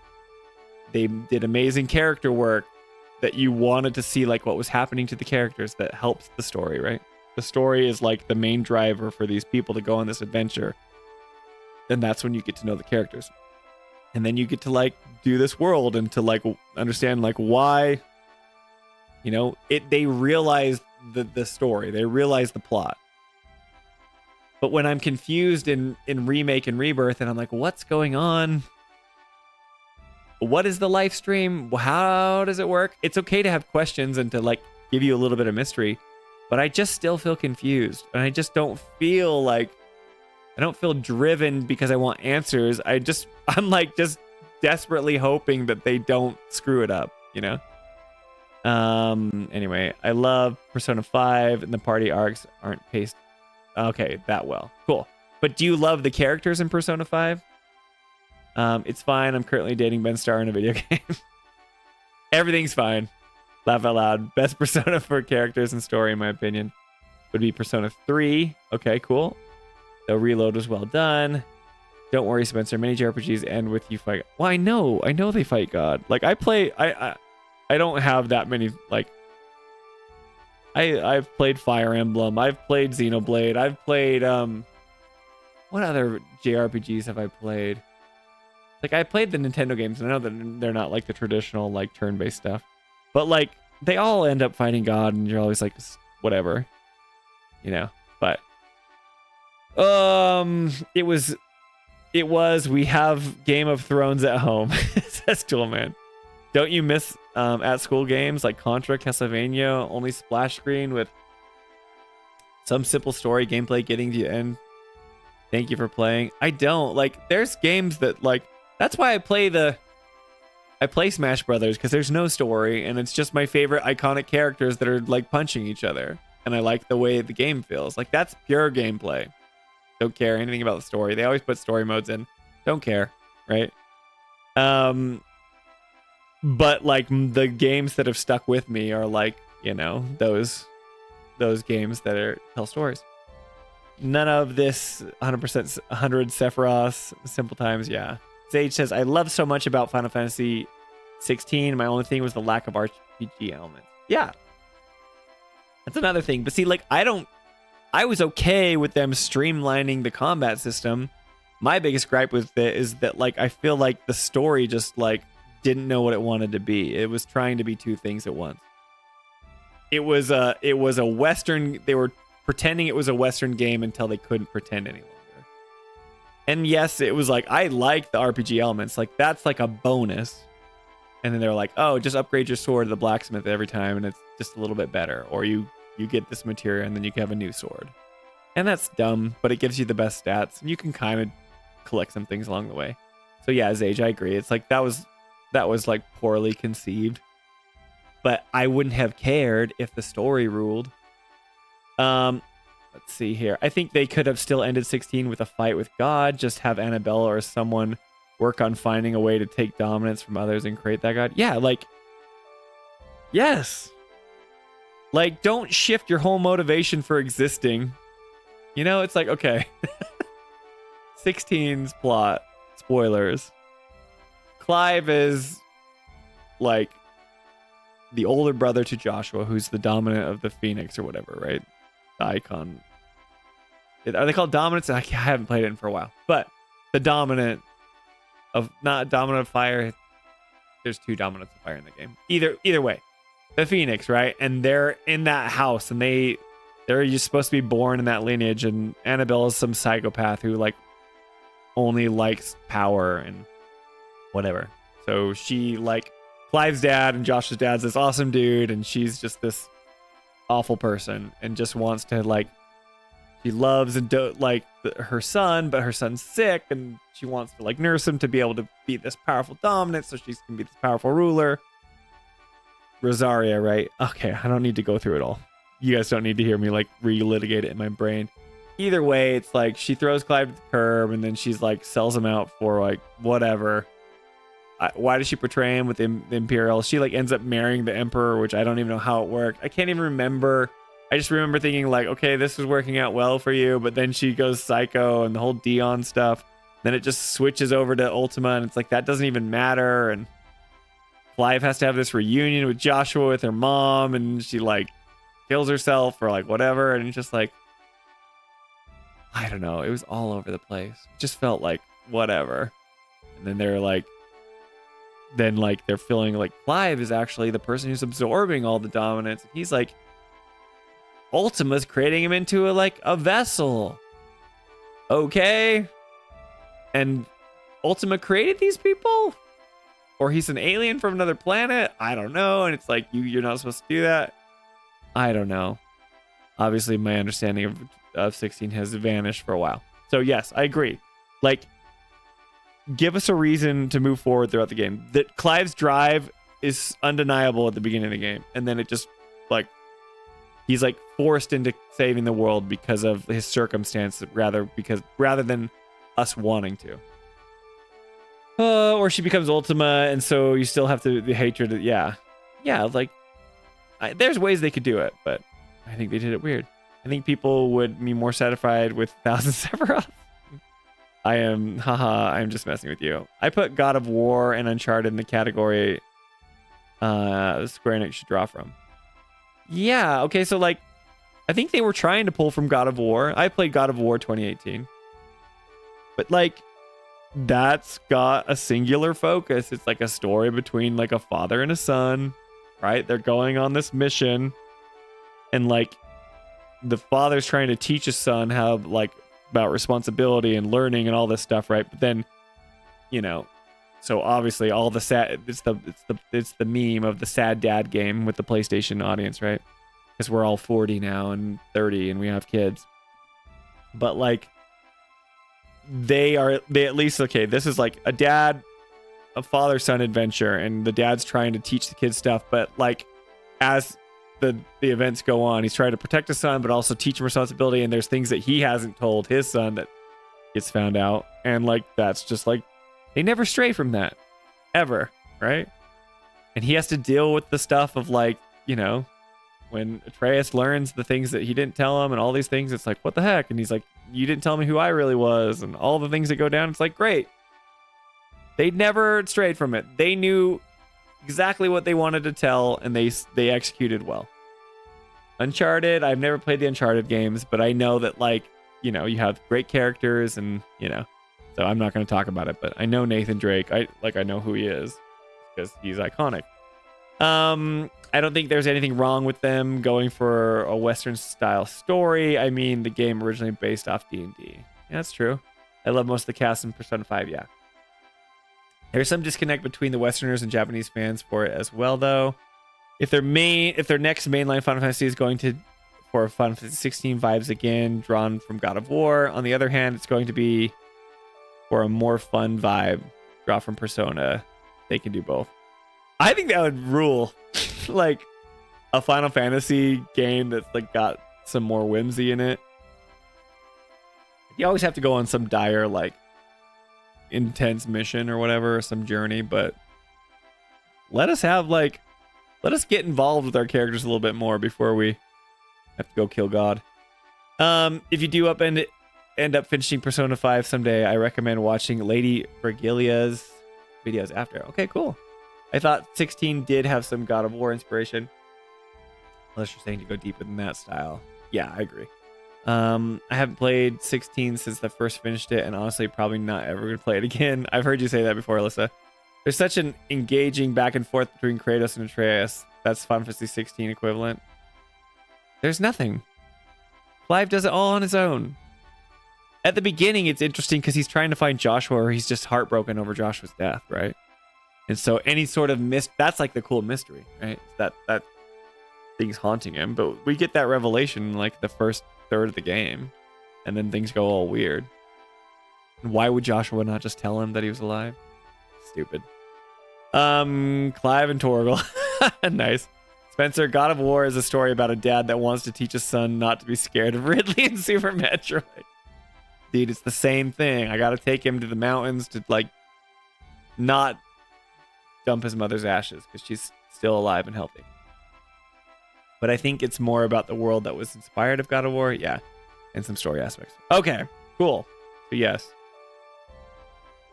all that is to say, I'm so grateful Final Fantasy exists. I think it's really cool. I'm so intrigued by it. It's so more interesting than like God of War to me. It's so much more interesting than Uncharted to me. Like Uncharted just seems so lame compared to like all the stuff Final Fantasy can go to. I feel like the possibilities are endless with Final Fantasy. Like you always are going to get like your Moogles and your Chocobos and your summons and all that stuff. I love all that stuff. Great. You know? Just tell a good story. Have awesome characters. And they don't even have to make the world awesome because they've already done that. Because Final Fantasy like worlds have already been established. They can put whatever they want in it, and then they've already got fiends and monsters and you know, things that we love that they can populate it with, and we'll like eat it up. Just tell a good story. Okay. All right. So all that is to say, my most liked title of these, to me, I think it has to be Remake.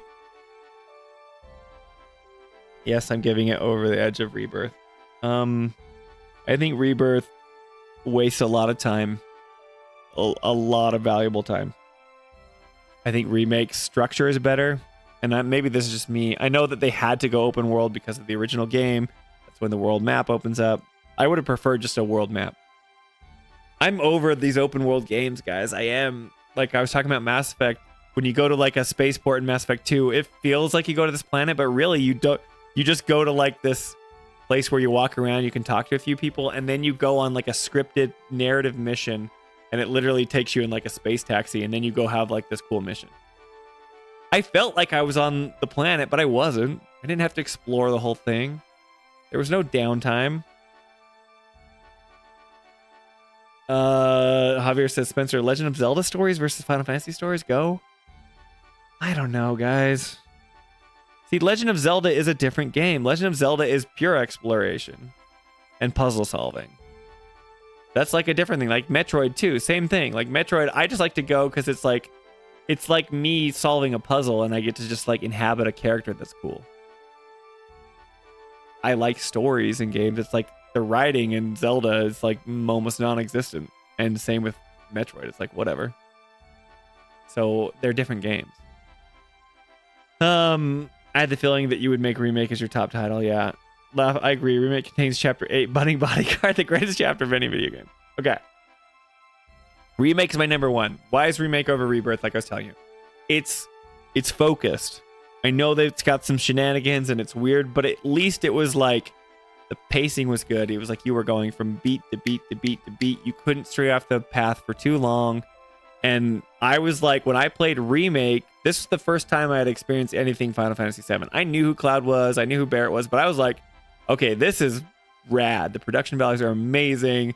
The combat is so good. And then I'm just like, okay, like, this is cool. Like, the story that's setting it up. You get to meet the people. So you're a merc, right? You don't really know how Cloud gets there. You don't know the thing, but you're him. So you kind of accept it. And you're just following this group of vigilantes. But then you get to go and you go down to 7th Heaven and you're in Sector 7 and you get to like interact with all the people. And I think some of the stuff is cheesy and poorly done, but like I know this is like an additional chapter or whatever. This is like the Whispers shenanigans, but chapter 4 when, you know, the Whispers like force Jesse to like not go on the mission or whatever, but like that whole like scene with Biggs and Wedge and Jesse, and you get to see Roche in there, and I know Roche is like whatever controversial. Like I'm just having a great time. I'm like, hey, this is character building. We're going to Jesse's house. Like we're learning about like her mom and the pizza, and then you get to go sneak in her room. You learn about her dad. Like this is good stuff. I like games that take time to breathe and tell like character building, right? And I'm not going off and doing some weird, you know, Chadley intel. It's just the way it's structured. I like it better, you know? Then you come back and you get to know a little bit more about the NPCs in Sector 7 and whatever. And then you go on your adventure, you know? You take Tifa and Barrett, you break into whatever, you do the Airbuster fight, all this stuff happens. You meet Aerith, it's like just stuff's happening always. You go to Wall Market, even though it's crazy and you're like sidetracking or whatever. Like, I don't care. Like, I liked Remake the best. Rebirth, I liked a lot of the moments, but I feel like we just got through Chapter 9. There's moments in that game that don't even get going, and like, you feel like the game doesn't even start until Chapter 9. You're just like wandering around, you know, chasing robe guys until 9, and it's like, okay, the game can start now. Anyway, so let's see what you guys are saying. I agree. Okay, yeah, it makes sense. It streamlines the main story. Chapter 8 is a top tier chapter. I hope Final Fantasy TV or Final Fan TV rates it highly up on their upcoming rewind review. That's cool. Yeah. Chapter 8 is great. Budding Bodyguard. Question, what do you think of Rebirth story before you started replaying on hard mode? Join the pod. I thought it was weird. I liked that we were meeting new characters. Like it felt like the world was, the one thing about the open world that it does is it just makes it feel vast, right? It makes Midgar, even though the first game takes place in most of Midgar, it just makes it just feel huge, which is like a success. I would give the developers on that. But I think that could have been succeeded without having to like have a Ubisoft style checklist game. it's hard for me to talk about this because you guys know my history. Like, I kind of know what happens in part 3-ish. Well, nobody knows what happens in part 3, but in the OG a little bit. But I have no idea. Like, I never knew. I had never seen Junon before, right? I had never seen Gongaga. I had never seen like even the polygonal interpretation from the original game. I didn't know what the gold saucer even looked like, right? So when I saw Rebirth's gold saucer, that was like my first interpretation. I thought it was like going to be literally all gold. I didn't know it was going to be like a theme park with Disneyland. I just knew that there was going to be like a big Moogle face or something, right? So I didn't have any expectations going into Rebirth. Anyway, so when I got there, it was like, yeah, crazy. So, yeah, I don't get anything from it. See, like, but I'm not like this guy that's like going and like watching, like, explain the ending to me, tell me what's going on. I usually do that with stuff I care about and I feel like I'm not really sure about, but like, you guys know how I feel about Sephiroth. Like, I don't like, at the end of Remake, we see like that vision of like Neo Midgar, and we kind of learn about the Cetra, and I don't even know why Sephiroth's goal is to have Meteor come down. We learn in chapter 10 that we're going to talk about soon that like the Gi want to do that so they can have like, they can finally, because they're not from the planet, they can't go back to the live stream. All this stuff happens. But like, I don't feel like the game gives me enough information about like what a Cetra even is, or why. Like, I guess like Shinra cares because it's like just energy, right? Like power. They want that so that they can be like forever dominant in the space that they occupy, I guess. Like, why are the Cetra? Who are these people? Why is Aerith one of them? Why were they just like abandoned on a street corner? It's just like so convenient and contrived. And then Sephiroth is just a villain because he's a villain. And then we see some of his backstory and it's like, oh, Jenova, I read a book. I'm just talking about my experience with Rebirth, right? Like, I have like Jenova, he thinks Jenova's his mom or whatever. I don't know. And then he just freaks out and he's like evil now. And everyone's like, Sephiroth's the worst. But ever since that Nibelheim incident, like, people haven't seen him. But people just have to trust Cloud. And then they go on this weird adventure chasing robe guys because Cloud says it's the right thing to do. And they're like, well, we got to stop him because like we had a little run-in with him with Fate, the Destiny thing of Remake, which is, I accepted it in Remake, but I thought they would answer more questions, and Rebirth is just like leading us. Like, I'm just telling, this stream of consciousness just coming out. Like, people are probably being like, oh, Spencer, you're not giving enough credit to like how like they set up this and this makes sense and this. It's like, I have no motivation to fight Sephiroth other than the fact that like I'm a gamer who's 40 years old and who knows who Sephiroth is, and I know I'm supposed to not like him because he's a villain. The game does not earn my like even the beginning when he burns down Nibelheim, and I know that like Cloud's mom is there. It's like, yeah, it's like the revenge stuff, but it's not like Clive stuff. Because I don't even know like Sephiroth's motivations or what his deal is, right? It's like, I get why Cloud has like a grudge against him, but I don't get why he's having like weird visions with him, and why the party would be like, hey, we're trying to stop like Shinra, this like that's destroying the planet, but we'll stop all that so we can go and fight this guy that you have that he like burned down your town. That's real bad. I don't know. It's just weird, guys. It's all kind of dumb. And like, I'm having fun doing it all. Remake and Rebirth have been great, but it's just like I don't know. So yes. Sorry, that's my long answer. Yeah, I'm confused. And it's like, well, you're supposed to be confused. Great, you succeeded at making it ambiguous and boring and weird. And I have no drive other than the fact to... okay, honestly, what's the... Is everyone's, like, most anticipated part 3 so they get to, like, play the game and, like, are they continuing on, like, their mission to go fight Sephiroth? like the drive that like, okay, what's Cloud's drive? We don't really know because he's messed up in the head or like whatever, right? But like if you're a player and you gave me like Mass Effect 1 and you introduced a villain, it was like the Reapers are the main threat. It's like, okay, Sephiroth's the main threat. Like I would argue that the majority of players who want to play part 3 aren't being like, I can't wait to like kick Sephiroth's butt. I bet they're just going to be like, the main driving force of part 3 is like, what the heck are they going to do? What are the writers going to do? You know? It has nothing to do with like the driving force that the plot is supposed to be like driving you towards. It's just like, what shenanigans are they going to pull? That's what everyone's wondering. Okay. Sorry. I started off doing a lot of the optional stuff before eventually doing the first playthrough. I don't think Shinra even know what a Cetra is. They just like how powerful they are. Yeah. Tell us that you don't. Tell us what do you really feel about Sephiroth. The mystery of the plot has overtaken the villain. 100%. Yes. Right? My driving force is to open the mystery box. Yes.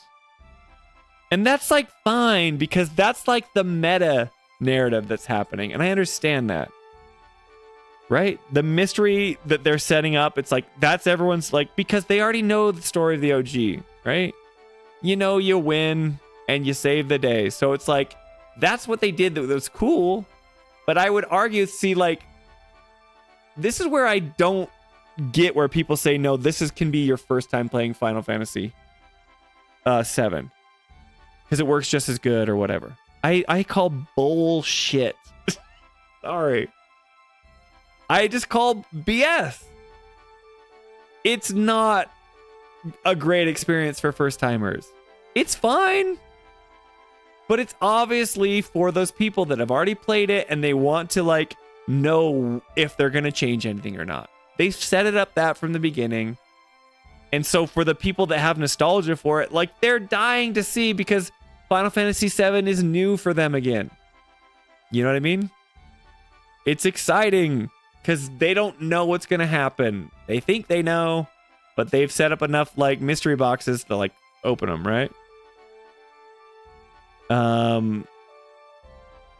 Yeah, let's see here. So Javier says, I'm hyped to find out the answers. I hope you're going to bring home this home, baby. I've got no nostalgia for reliving the HD for final fights in OG 7. Alyssa says, yeah, that's why they're focusing on the mystery, but I agree overall. It can ultimately hurt the trilogy overall if it doesn't land. Yeah, but you've already spoiled yourself, Spencer. What are you talking about? Like, what have I spoiled myself for? Just like, I know, like, the twist with Cloud. But see, like, even with the twist with Cloud, like, I know that that's Final Fantasy's shtick, right? But I still feel like there could be, like, a driving, like, force against, like, Sephiroth. And I think they've just, like, introduced him too early. It just doesn't, like... I'm supposed to already know who this guy is and care about him. And I don't know. Why is this, like, weird, creepy, like... somewhat androgynous, sexual, like very tall, hot man speaking softly to me, like, like, why am I supposed to like worry about you? They tell me a little bit about him in Rebirth and stuff, right? Zage says, I want to roll my eyes anytime a developer tells the audience they don't have to play the previous installment and should just buy the sequel now. Yeah, like, but I'm purposely not playing the original so I can have this opinion. Because I don't even know where we're going. I know that we fight weapons or something and they get bigger. And I know that Cloud has a live stream moment with Tifa or whatever. And that maybe we learn more about Zack. I don't know how he beat Sephiroth. I have no idea. Does he? You know what I mean? Like, I know that, like, I don't even know the ending. I know it's like whatever. You know. Yeah, he's shirtless. That's true, right, Biggles? Alyssa says, not saying first timers won't have the same issues as you, though. Just pointing out that you do know what happens in certain points. Yeah, that's true. That's true. But do you think like that's a big enough payoff for people to be like, I've been confused this whole time, and then it's like, well, Cloud was confused the whole time, you know? It's like, but then like, why did everyone go along with it? Because like this insane person who's Cloud, who's just like not really a soldier, It's just like he gets to like convince the entire party to go on some crazy mission with him. I call bullcrap. Bullcrap. No, but they just do because it's like that's the story, the plot that they've come up with demands it, and it's kind of crappy. He has a jacket to keep chill out though. Let's see. We are like Oliver Twist. We want more than Cloud Twist. Yeah, right? I agree. I know the twist. Whatever. He has, you know, if we make the Mass Effect comparison again, Saren is never less menacing than the Reapers in Mass Effect 1. The mystery doesn't overtake the villain. Yes. But you have a driving force the entire time. You have a clear goal and you understand what you're doing. And I get that like it can be like this subversion of expectations, like where the reason why the whole games were confusing is because Cloud's moment. And I think they could thread the needle, and I hope they do. Maybe they pull it off where it's like, that was so crazy because Cloud was messed up in the head. But I don't know. It's like, I just don't buy like the party going along with it, you know? Because you can say that like Cloud was struggling and couldn't figure it out, but like you can't tell me that everyone like would buy in on it, right? That's my whole point with Sephiroth being a weird villain. Because like that whole point where, you know, when after the parade in Junon and you're talking to Rufus and he's like, I want you guys to take out Sephiroth for me. And it's like, why do you even care about this guy? The whole world is terrified of this boogeyman that doesn't really even exist. He does, but he doesn't. So like if we're viewing it from Cloud's mind, then you're like, okay, like Cloud is seeing it from weird, you know, perspectives, and maybe everything that we see is how Cloud thinks he sees Tifa and Barrett and everybody do it. It's like, but then you couldn't go on this adventure without these people like helping you out. It takes so much buy-in from all the other people in the world to like coalesce to Cloud's like delusions. Unless they do some crazy thing where it's like they pull back the curtain and it was like none of those events ever happened, you know? Barrett thought you were crazy the whole time. You know, I don't know. So, I want to know if Zach is going to do anything in part 3. Well, if he's on the cover, he probably will be. Will there be a cake in part 3? Maybe. I hope Izo makes it. No, I don't. But this is again why I'm making it a trilogy also hurts. Yeah, it's true. It does. It's not set up for this. I hope so, or just splitting it into multiple games, period. What's up, Dan MCG? In remake, dude, you can't just, that cannot be your only comment. What do you think Dan was trying to say? In remake, 1 in 1,000 chance they succeed. They're at the needle. See, like, hey, this is what when I gave you guys the poll earlier. It's like, are we a negative channel? Like, this just happens to be the most current Final Fantasy thing that's out right now. Jolie has a lot of issues with the like more modern Final Fantasy takes, right? I'm sure if we went back to Final Fantasy 6, I don't think Jolie would be like, wow, they told terrible stories. I think we'd be like, that was cool. Kefka's an awesome villain, and this is a crazy thing that happens, you know? But because like we started making the channel during this time and we're experiencing this new stuff, and like, you know, there's been 15, 16, and then the remake stuff. And they've all kind of like struggled to really nail the story. You know? So yeah, I'm nervous too, Alyssa. I want them to thread the needle. I'm not rooting against them. I see that theory often, but I just feel like there's no way the whisper stuff in just his head. It's like a total rug pull. Totally. Totally, Toolman. But like, I just feel like if you say that online, they're like, you get shot down. You get a different feeling from Cloud in the OG, at least for the very first playthrough. Don't worry, Zach's going to save everyone in part 3. I can estimate realistic more. Or I call that estimate realistic. Anyway, so. Cool, let's finish this. I got to play Tactics sometime tonight, guys. So yes, Remake was my favorite because it set up... I feel like Remake did a great job of setting up it did a great job of like introducing me to these characters. I instantly like loved all of them. They were great. Cool. We're going on this adventure. I didn't understand the mystery boxes were happening, but like it was enough to be like, okay, this is a whole new thing for me. I don't know these people, so obviously I'm going to have some questions. Remake just answered or asked more questions, you know? Maybe things changed a little bit here and there or whatever, but it just felt like, you know. And like I have no idea why we're fighting that crazy Sephiroth at the end of Rebirth. Why does he look like that? Why does he look like he's a huge head of Sephiroth with like a little Sephiroth on top? That's just JRPG nonsense. It's just true. I feel like Tactics is your favorite Switch. Tactics makes sense. You know, I haven't finished it. So that's what I was gonna say. It's hard for me to say because I haven't finished it. But I am having a good time in Tactics. But I'm just like feel like I'm doing like a, what's it called?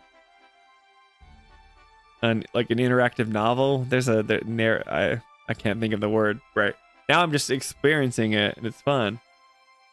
So if my second most liked title, I had so many things to critique. Like I think Final Fantasy 16 is weak in the RPG elements, and I think the combat is really cool, but I just like that's not like my favorite style. I loved playing 16, but I broke that combat too, and it was just like, okay, I never worried about an encounter in 16 once I figured out is the Zentetsuken gauge or whatever and all the stuff. I was like, I can just beat this game. So then like that was like everything in 16 was riding on the combat. When it became boring to me, I was just like, okay. Like the story's fine, but I didn't care. I talk about how in the end, you know, like I'm right there and I'm gonna like punch Ultima in the face. I'm like, this is like, I kind of laughed. I kind of like it wasn't like, oh yeah. I was just like, this is silly, you know, because I didn't care. But if I was punching Annabella in the face, or if I was punching like, sorry, don't hit girls, but like, or like, you know, Saren in the face from Mass Effect 1, or if I was doing something like where I was like, I hate this person, like I'm saving the world and I'm like doing it because it's against someone that's evil, and like I've done everything I can. I've like, you know, we've lost party members along the way and it was all for this moment. The music is incredible, like everything's going off, like the animation, the voice acting, so good, and then I'm punching someone I don't care about. Whiff. Yeah, anyway, so can't be 16. It's between Tactics and, oh gosh. This is hard. I would say Tactics is my second like title. And then I would say Rebirth. 14 was fine. I thought 15 was very clunky. And I would maybe say like Rebirth and 16. But I think 16 is just, I think Rebirth whiffs, but it's like a continuation of the thing I like more. So is that bad? That's my take. So Remake, Tactics, and Rebirth. And like this makes me feel like I don't like 14, but I liked 14. It was great, like, incredible. But I can't like. That's just because I didn't put. It allows me to not focus on it because it's an MMO, so I can just play it the way I want, and it didn't force me to play it the way I liked it the most. Anyway, so let's see. Yeah, I feel like Tactics. Yeah, because they expected people to want to fight Sephiroth. Yes. Okay. Yeah. It's like you got to fight Sephiroth because he's that iconic villain. It totally makes sense now. Or it makes total sense now. Tactics is his favorite because we make Tactics fun for Spencer. No, it's true. You guys have added it. Like I think I would enjoy it too, but it's like Jolie's kind of getting confused with all the proper nouns and stuff in Tactics. That's why they included him so much, sadly. Yeah, Sephiroth. Javier, there's like some truth to that too, though. How can we first experience something? How we first experience something can enhance or hurt the experience. My jokes are half in, half out, Alyssa. That's what makes them fun. Ramlita forever. Nah, pretty sure they got divorced. Yes, all the jokes. See, all the inside jokes. I can't play the videos or recap videos because we're all sick and I didn't download the license. No, we didn't get divorced, guys. We still love each other. Nah, it makes sense. You still had fun with the gameplay for Rebirth versus 16, which was disjointed. Yeah. And I'm more interested in the characters. That's another thing with 16. Like, I loved Sid and I loved Joshua, but it just felt like the party wasn't a party. It was just Clive's show. Clive. Clive dates a girl named Jill and then Jill goes away, right? But like, I want to know more about Jill. Like when you do that whole Jill quest and it's like, Jill, she's been like a slave to these people forever. And she was like your childhood best friend, you know? Or like she had taken him to House Rosaria and it's like, she's your love interest. And then like you do the big fight for the guy. It's like, she's like a freaking Shiva. She like goes prime and you have to fight that dumb fire monster because that's the way the mechanics work. It's like, let her fight. She's like one of the coolest designs of any woman in a Final Fantasy game. She's not like showing her breasts or like whatever. She just looks cool. She's an amazing voice actor. She's like, Jill is such a freaking waste. And that's not her fault. It's the writer's race, right? Then you have Sid, who's like one of the coolest Sids in games, right? But he just like feels like when he's in your party, he's not in your party. You just see some lightning to the side, and then you're reminded about him in a cutscene, and then he goes away. It's like just like, no. I care about Red 13 and Nanaki because I'm equipped in materia in a slot, and I'm fighting as him, and I'm being Barrett, you know, and I make choices in that game. I don't know. So yes. Anyway. Toolman says, I think it's finally the stream for the big heroic self-sacrifice and tech. Toolman always keeps us on track. She should stream with us. Toolman can explain the old English and her Biggles she would. She always says that whenever I get done with tactics or something. She's like, it makes sense to you because they always help you figure it out, you know. And you guys have helped me through like the job classes and stuff, so I haven't had to like really figure that out, which is like maybe a ding, like, you know, because I know some people like to cut their teeth on the systems or whatever and trying to, you know, figure things out. But it's been nice. You've made it frictionless. Yeah, like I said, 16 was disjointed. Yeah, we need Jolie to co-stream in 2026. Goals. We'll probably make that happen. I can't promise anything, but I think Jolie wants to, like, at least like, I don't think we'll be able to do it as often. Yes, I think we could stream with Jolie. Gameplay doesn't match the story being told because you care less about those outside characters. Yes. Jill should have been controllable during that fight. Yes! Like, let me play as freaking Shiva. Or just give her like the same like combat moves as like Clive, just with like different animations or whatever. So she doesn't look like, you know, big burly Clive. But, oh man, Jill is such a waste. She's so cool. She could have been so cool, but she's not. Jolie describes her as furniture. It's like she's probably nice to look at, but she just sits there, you know. And you're supposed to like love her and like have this like relationship. It's supposed to be all like romantic or whatever. It's like whatever. That's also not earned. Square Enix, you gotta earn your romances. This is something Persona does, right? They earn their romances. Mass Effect earns their romances. Earn them. Noctis and Lunafreya, not earned. Ignis, Prompto, and Gladio, Noctis, they earned that. You could control Joshua for like 5 minutes of the game. Make it so you control Jill too. That's true. 16 Sid clears, plus Clive absorbs all their powers, so it's not like their moveset isn't available. That's true. What does Spencer and Nanaki have in common? They both like Mickey Mouse in their voice. I'm not doing the voice tonight. Oh, you guys are funny. 16 Sid as a character was awesome. Yeah, he was so good. So good. Gone to, yeah, awesome voice. One of the best Sids ever. Which one is his real voice? Mickey, of course. No, it's not my real voice. All right. Okay. Right now he's trying to be cool. Yeah, sorry guys. All right. For those who have selected Final Fantasy 14 among the titles they've played, do you currently have a subscription? I am currently not subscribed. Are you familiar with Final Fantasy Portal site. I know of it. I know what kind of website it is.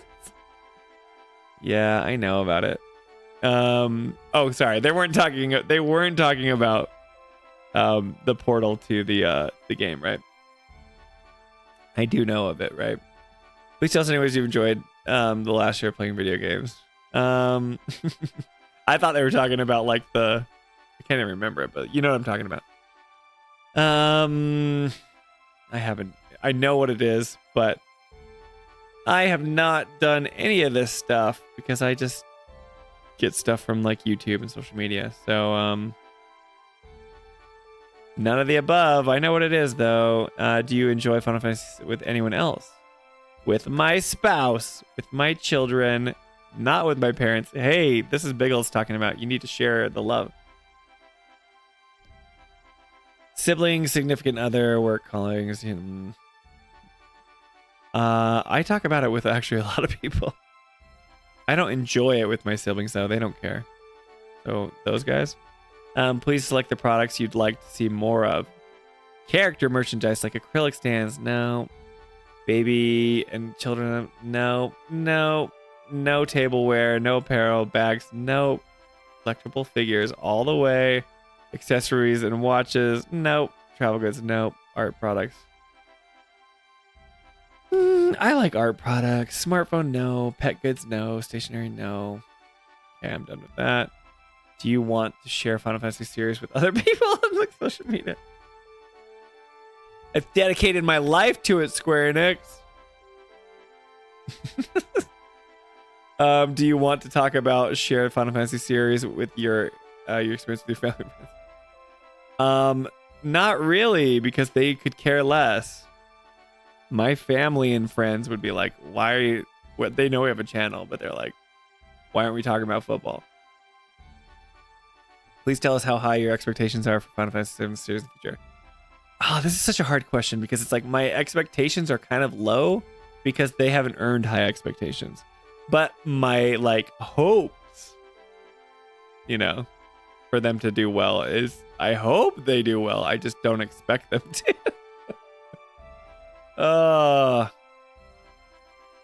Like that $1 million air statue you got to pick up for Jolie. No, we can't afford that. That's too expensive. That's crazy though. That's very funny. We're not family. I mean, you guys are family. You're my sister, right? From another mother. Doesn't work. Brother from another mother works better. Sorry. You guys are like crashing out that I'm not saying work colleagues. That's us. You get it? Like, of course I'm on stream. I like talking with you guys, but that's not what the question asked, guys. Just being honest. I can't lie. No pets. I had pets, but I don't want to put them in like Final Fantasy stuff. It might be cool to like dress up my dog as Ifrit or something. Anyway, but yes. Let's see. You guys are crashing out. We're not family. Alyssa's crying. Maybe Final Fantasy 7 action figures were freaking. Yeah, they are too expensive. They're way too expensive. I just got Jolie some more of them for Christmas. Sister from a different mister. That worked. I've heard that before.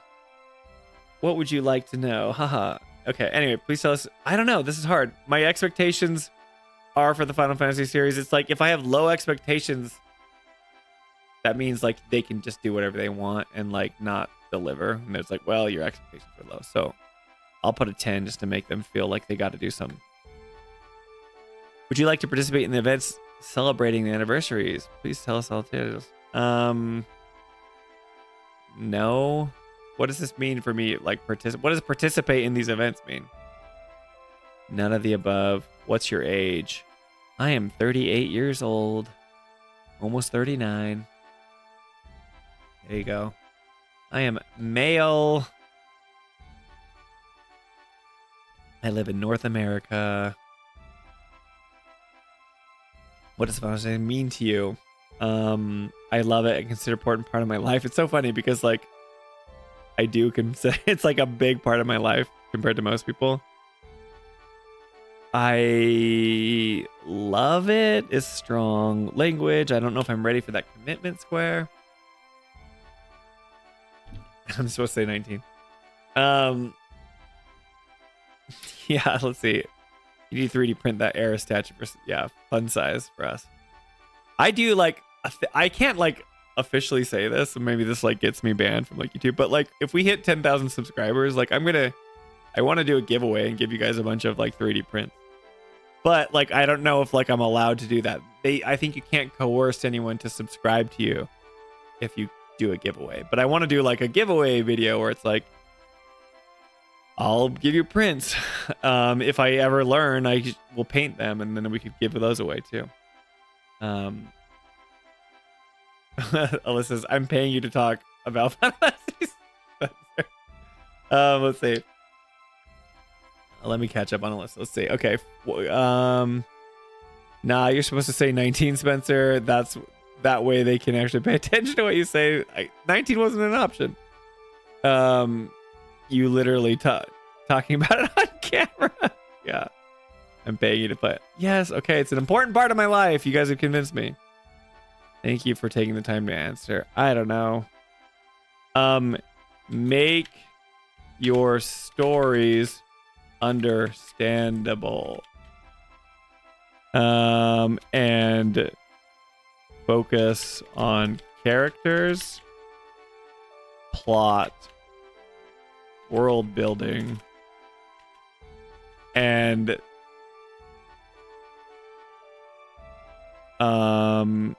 iterate on your great combat that's weird, from Final Fantasy VII Re-Trilogy. That's all they're getting from me because I don't have any time. Submit.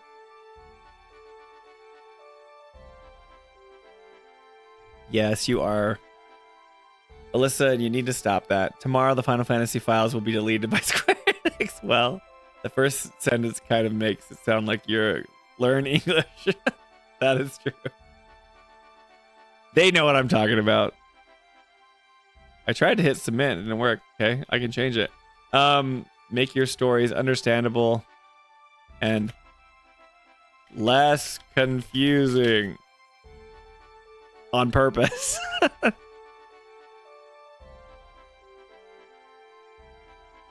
Transmission failed. Maybe because I already submitted this report. Maybe they know it's like on the same email I'm logged in. Submit. I don't know if it worked, guys. At least we got to do it together. Well, it's not working, so maybe we got to do it together. I put something similar to when I did it my first time. All right. Let me take a quick break, and then we'll do some tactics. Just for a little bit, if anything.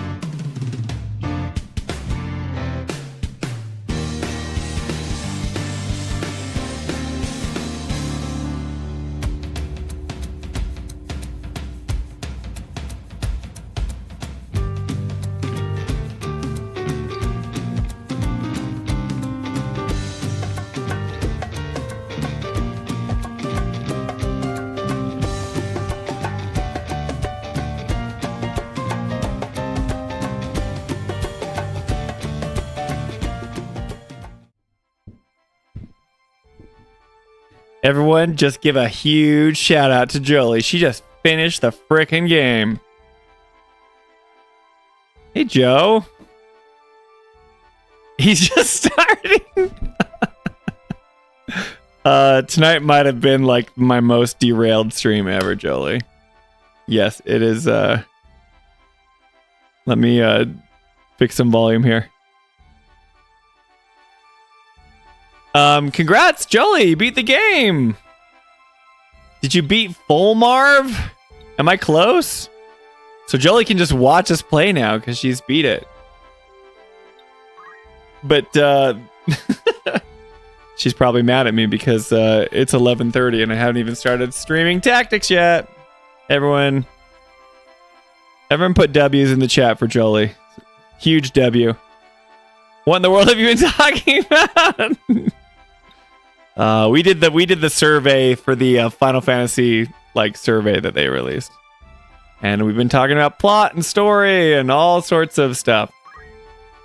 Yeah, it was a therapy session for me. Oh! Do you know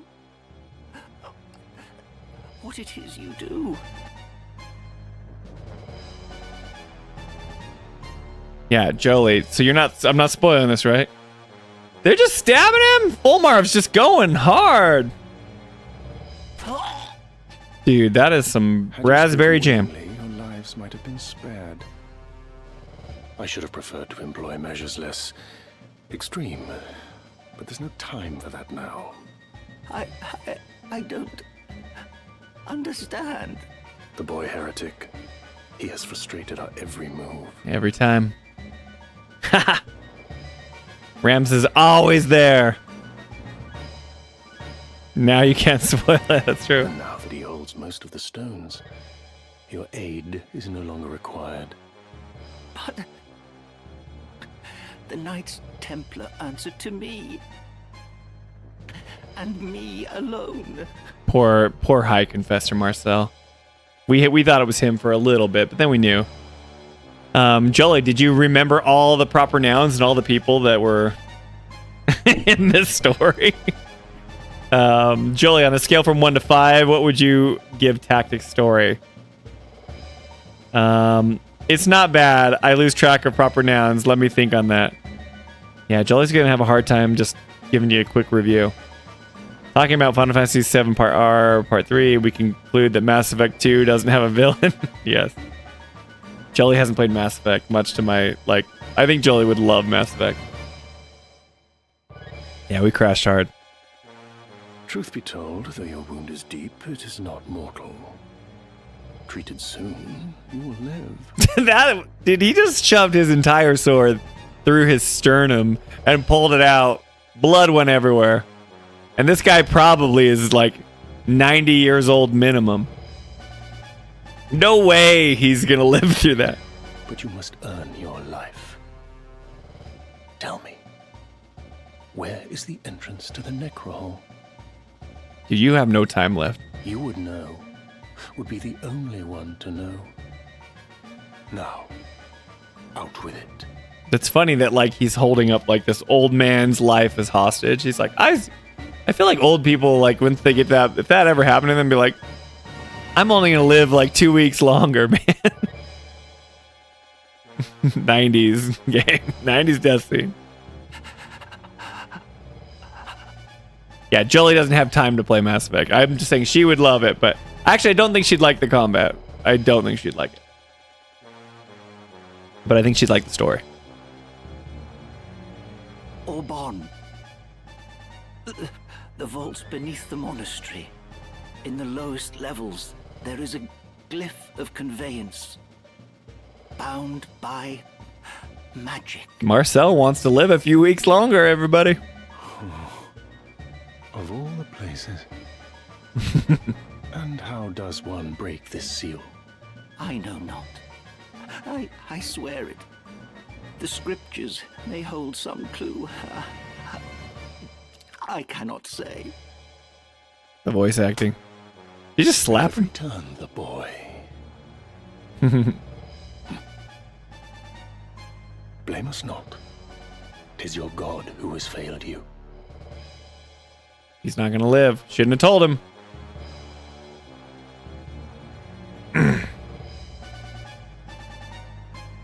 Feel bad for hiking Buster.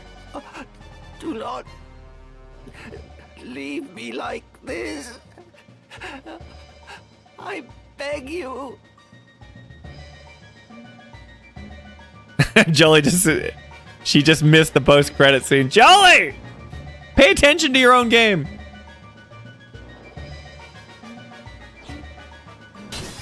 Well, he did ask not to be left that way. You're acting like it's like some Marvel tease at the end. Oh, you watched it. Okay, good. Am I like at the end of the game? We like you guys were like hoping we'd like totally finish this, and I'm like, no, we're not gonna do that. I don't even know. Biggles has been maxed out forever. Should we make you into a black mage here, Alyssa? Interesting.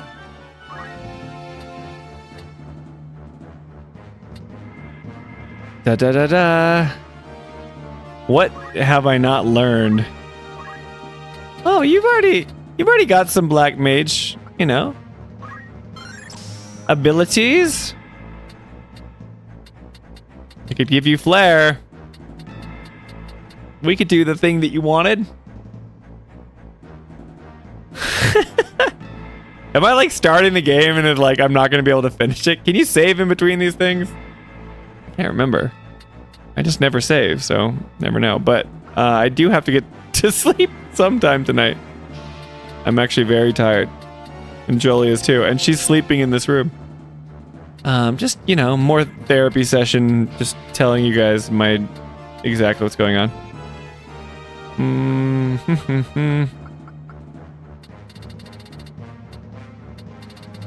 I'm just gonna do, you know, just some,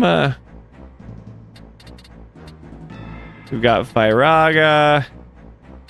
I'm gonna get Thundaga, Blizzaga, and, Death for fun. Why not? Okay. Now we'll go back here. Change job. Interesting. It messed with my stuff. And you can be a black mage on the side. Is that what we want? I don't know if that's what we want. I probably picked up those chests. Okay, gotcha. That's right. Okay. I was like, dang, I predict there will be a part 29. Switching back to JP boost. Okay. Okay. Did you want to be, well, JP boost, you've maxed out samurai. Did you want to stay as a black mage for this fight? Or did you want to be samurai? Those cute HD sprites go hard in the drama department. Spencer Jolie didn't vote on the poll. That works. Okay. But I'm already maxed out, so JP boost does nothing for me, right? Am I crazy? Tell me I'm crazy. You cool? Have I not? Yeah, I've maxed you out. Oh, gotcha. Okay. Oh, I know how to play this game. Trust me. I like the double-handed. Do you want magic boost or double-handed so you can hit harder? Does magic boost your attacks for like your samurai abilities? That'd be cool. Anyway, not a big deal.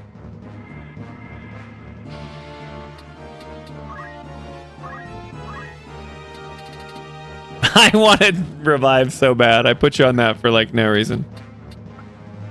Cool, man. There you are. Cloud, Jolie, Ramza. My Dragoon is so bad. Your vertical jump is pathetic, Ramza. And we just like keep leaving him as this pathetic Dragoon. Well, if you're gonna be like this lame Dragoon at the end, let's I'm gonna switch things up. Just cause, y'all. This will do. My Dragoon stuff has not been working out so well. Double-handed. Magic boost at back attacks. But I have katana, so it's extra physical helps more. Gotcha. Okay. You guys can help me set up for the next stream, so when we fight, we win. You want double-handed, you said? Okay, that's fine with me. Okay. If someone has order abilities that has the secondary, you can boost bravery and faithing. I haven't even got anyone to be order. I think that's the job that gives the support abilities. Okay, nope, haven't even done it. Haven't even done it. I'm just been lame lately. Very well. Da da da da da da da da.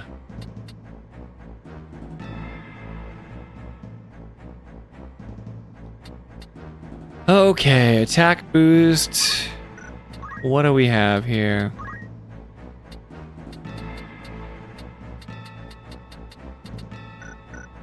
This is fine. This is fine, guys.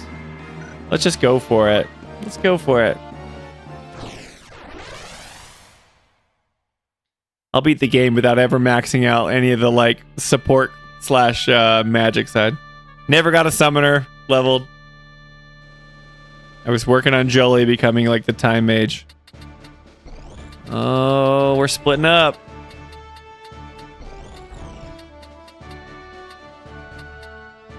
You have my strength. Protect Biggles, Ramza, with everything you have. How are we gonna get up this place? Alyssa, you're gonna go here? Of course. Alright. Oh, I needed one more. Jolie, don't be offended, but I'm gonna bring Toolman. We're bringing Toolman. It's time.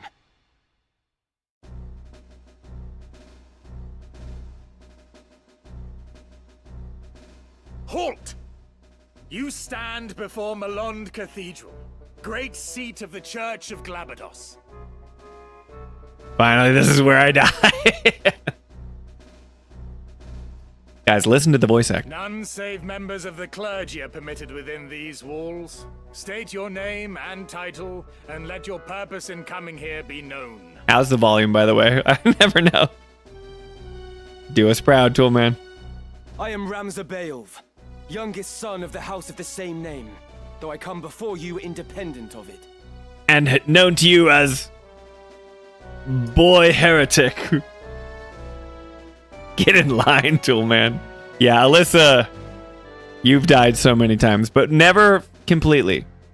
Biggles might be forced to actually consume MP in some of the upcoming battles. You got MP regen movement ability?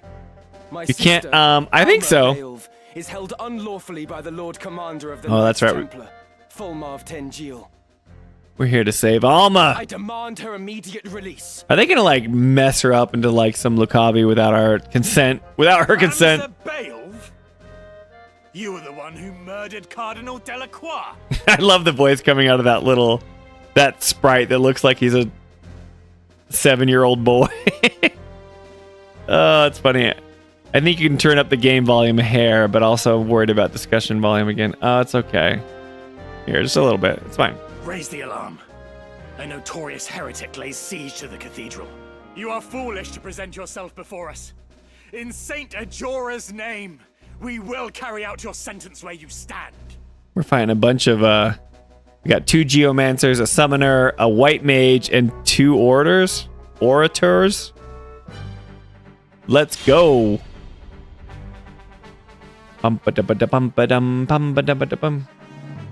Yeah, wait, why is Ramza floating?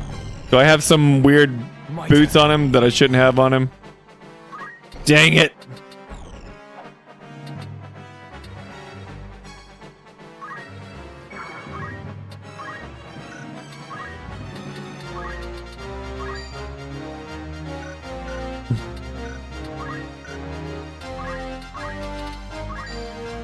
$140, only a 40% chance. What's the biggest thing? Should I throw a book at him? Throw one of Alyssa's katanas at him.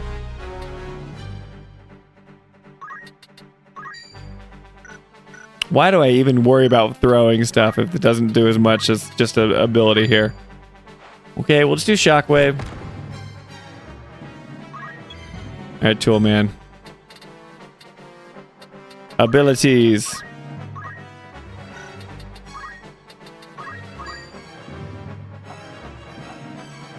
We've got 2 of them. Ramza, because he's floating.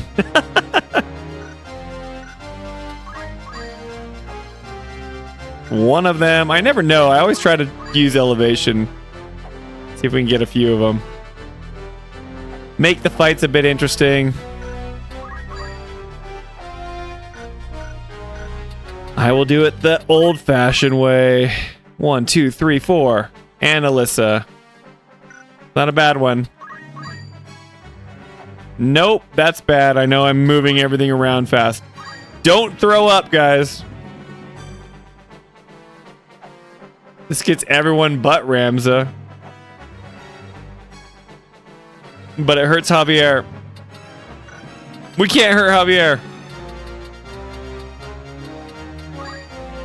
Let's do that. Okay, here we go. Light him up. I'm not going to throw a katana. In the Dragon Quest HD 2D remakes, I set the music to about 30%. That symphony music is a bit overpowering. Gotcha. Look at you just taking these boys out. Dude, Alyssa takes that all day.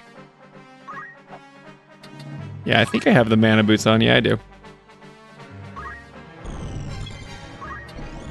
Alright, you gonna get anywhere, Javier?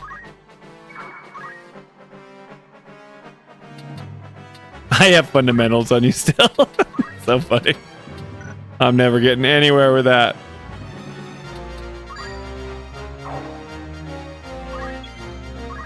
Alright, Alyssa. Are you lined up with that guy? Black magics. Oh, look at you. You're actually reaching him. Maybe it wasn't such a bad idea to bring you with the black magics. Or I have this crazy... Am I about to finish the game and I've never got the swords that you wanted? I swear it's gonna miss. I can't do it. Should I just cast death on this guy? Can't reach. Let's do just good old-fashioned... Yeah, it'll hit him. There you go. What you doing, Summoner? Salamander. Toolman. You're not gonna get anywhere. Unless you can do, like, dispose from, like, super far away. Nope. We'll put you here. We'll make you wait. Like a good robot.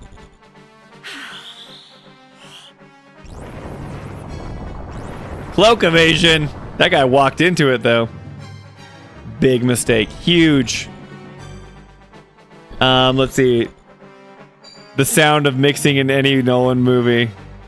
I can take it and probably deserve it. The chastity belt? What are you talking about? Oh, dude. This is just the start. I can see why the figurines they made of him chose to use his youth outfit. Are you talking about... Are you talking about Ramza right now? Yeah, his little whatever he's got right up in his girding his loins.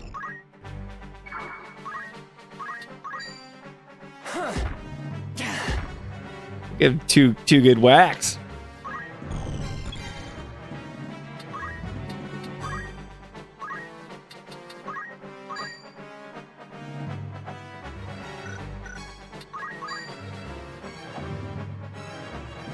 All right. That's everybody. Do we end it? Javier might die. Sacrifices must be made. What do we always say? See if anyone's not wearing the robes like they should be. Sorry, Javier. Cool, man. You tanked that, man. Nothing holds Yeah, fear you are for me talking about now. Ramses belt. Prepare yourself, Folmarv. Ramses, like, he's never been this angry, and he's just like floating like he gains superpowers or something. Oh, we gotta take those boots off right away. Big Oldsworth. Is this the okay? Just tell me if this is the last battle of the game. Is this the last battle of the game? Is this the whole thing, or will there be? Because don't tell me like, don't give me any hints about it. Just tell me yes, this is the last battle of the game. No, it is not. The sharp beams of holy. I'm nowhere near the end. I swear Jolie was like right behind me. How am I? Okay, cool. All right. I can save progress. Well, okay. I feel like I gotta save it there, guys. But if I'm nowhere near the end, cool. I'm not gonna like trying to rush anything. I can end it there. If I can save it there, right? If I just... I don't understand these 3-part bit. I just can't like... I have to do it all sequentially. I can't like go and change stuff. The drama is just starting. Oh, Jolie, you made progress tonight. I thought I was right behind you. Either way, very good. I can't flee. Okay, if I flee. So how do I even like, can I even leave? Like there's no way to get out of this, I don't know, maybe we'll have to do that battle again. Okay, anyway. Guys, I'm sorry that tactics was so boring today, but it's almost midnight, and we got sick kids. I need Jolie to get to bed. We're doing the sleep training of the kid. You guys made me crash out. It wasn't my fault. You know it's true. Well, you did talk about Mass Effect 2 like hours, Spencer. That's a good tactics time. I didn't talk about Mass Effect 2 for hours. It was mostly Final Fantasy. Yeah, Happy New Year, Tool Man. I hope you guys all have an awesome... Are you guys doing anything fun before I let you go? I mean, you guys can go. You're not allowed to leave. Class isn't dismissed. You guys doing anything fun for New Year's? Next year, yeah. What are you guys doing? You guys having party? You guys stay up late? Do you are you boring like me where we don't even tell our kids that like New Year's is a holiday where we just kind of hang out? Fun like sleep? Yeah, that's fun. He talked about our negative friendship and how none of our family anymore are ours.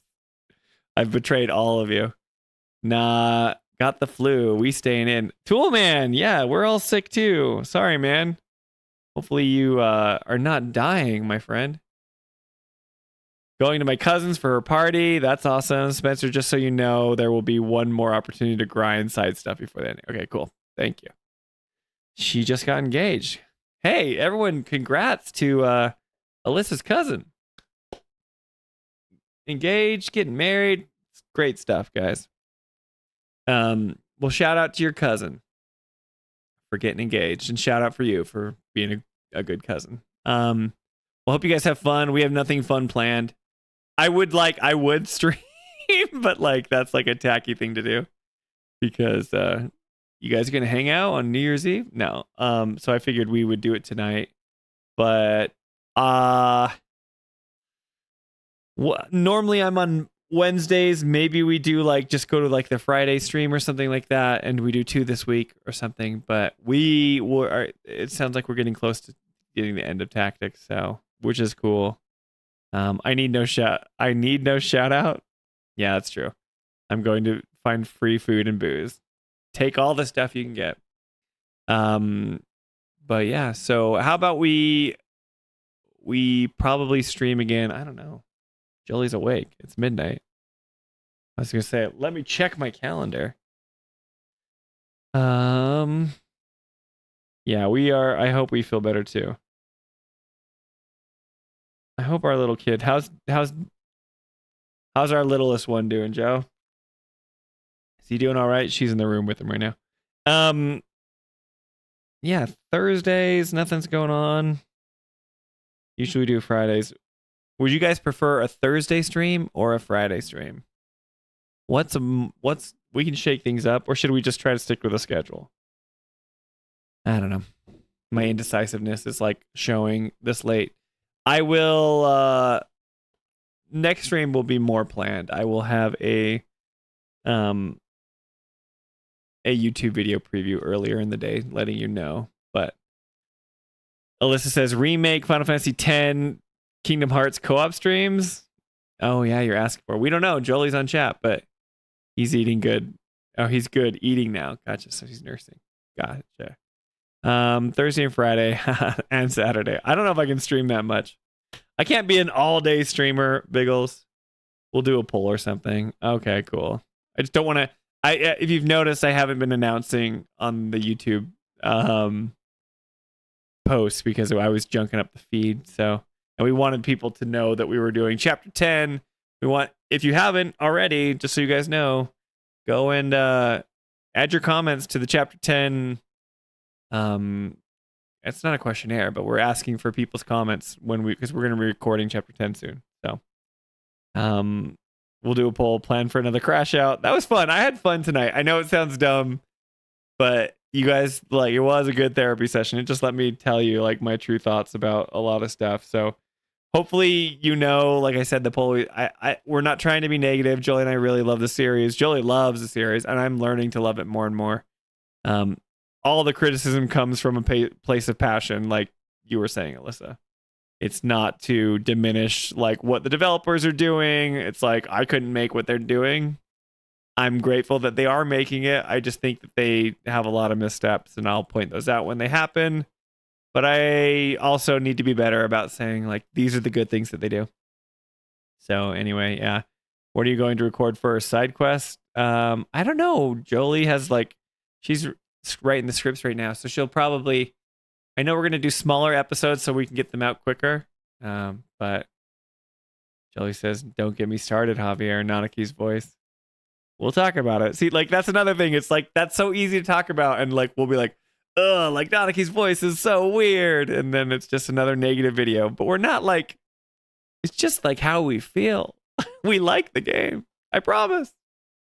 Anyway, so yeah, go and make comments. Leave a comment about Nanaki's voice if you want. Whatever.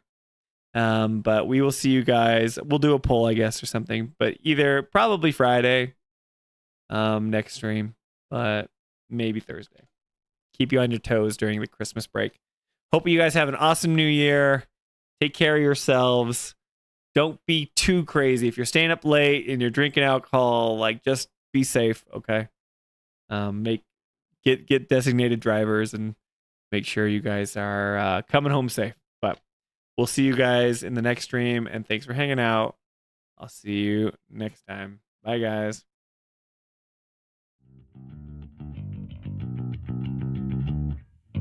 There's this infirmity I have that keeps my lips shut, like a needle with thread to my mouth, keeps me all shut up. But I don't wanna have to wait. I wanna be able to say that you're the one for me. You don't know what's going on inside. My heart and my mind have always been so shy, you know.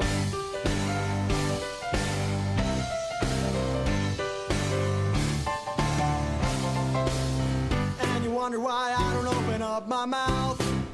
Babe, I don't know the reason why I can't seem to get any of these words out. Babe, I just don't know. So now there's this problem that exists. Every time I see you, I just want to say what's on my mind, but don't have the guts to. So you go walking right along as I stand here wondering what is going on inside your head. You don't know what's going on inside. My heart and my mind have always been so shy, you know.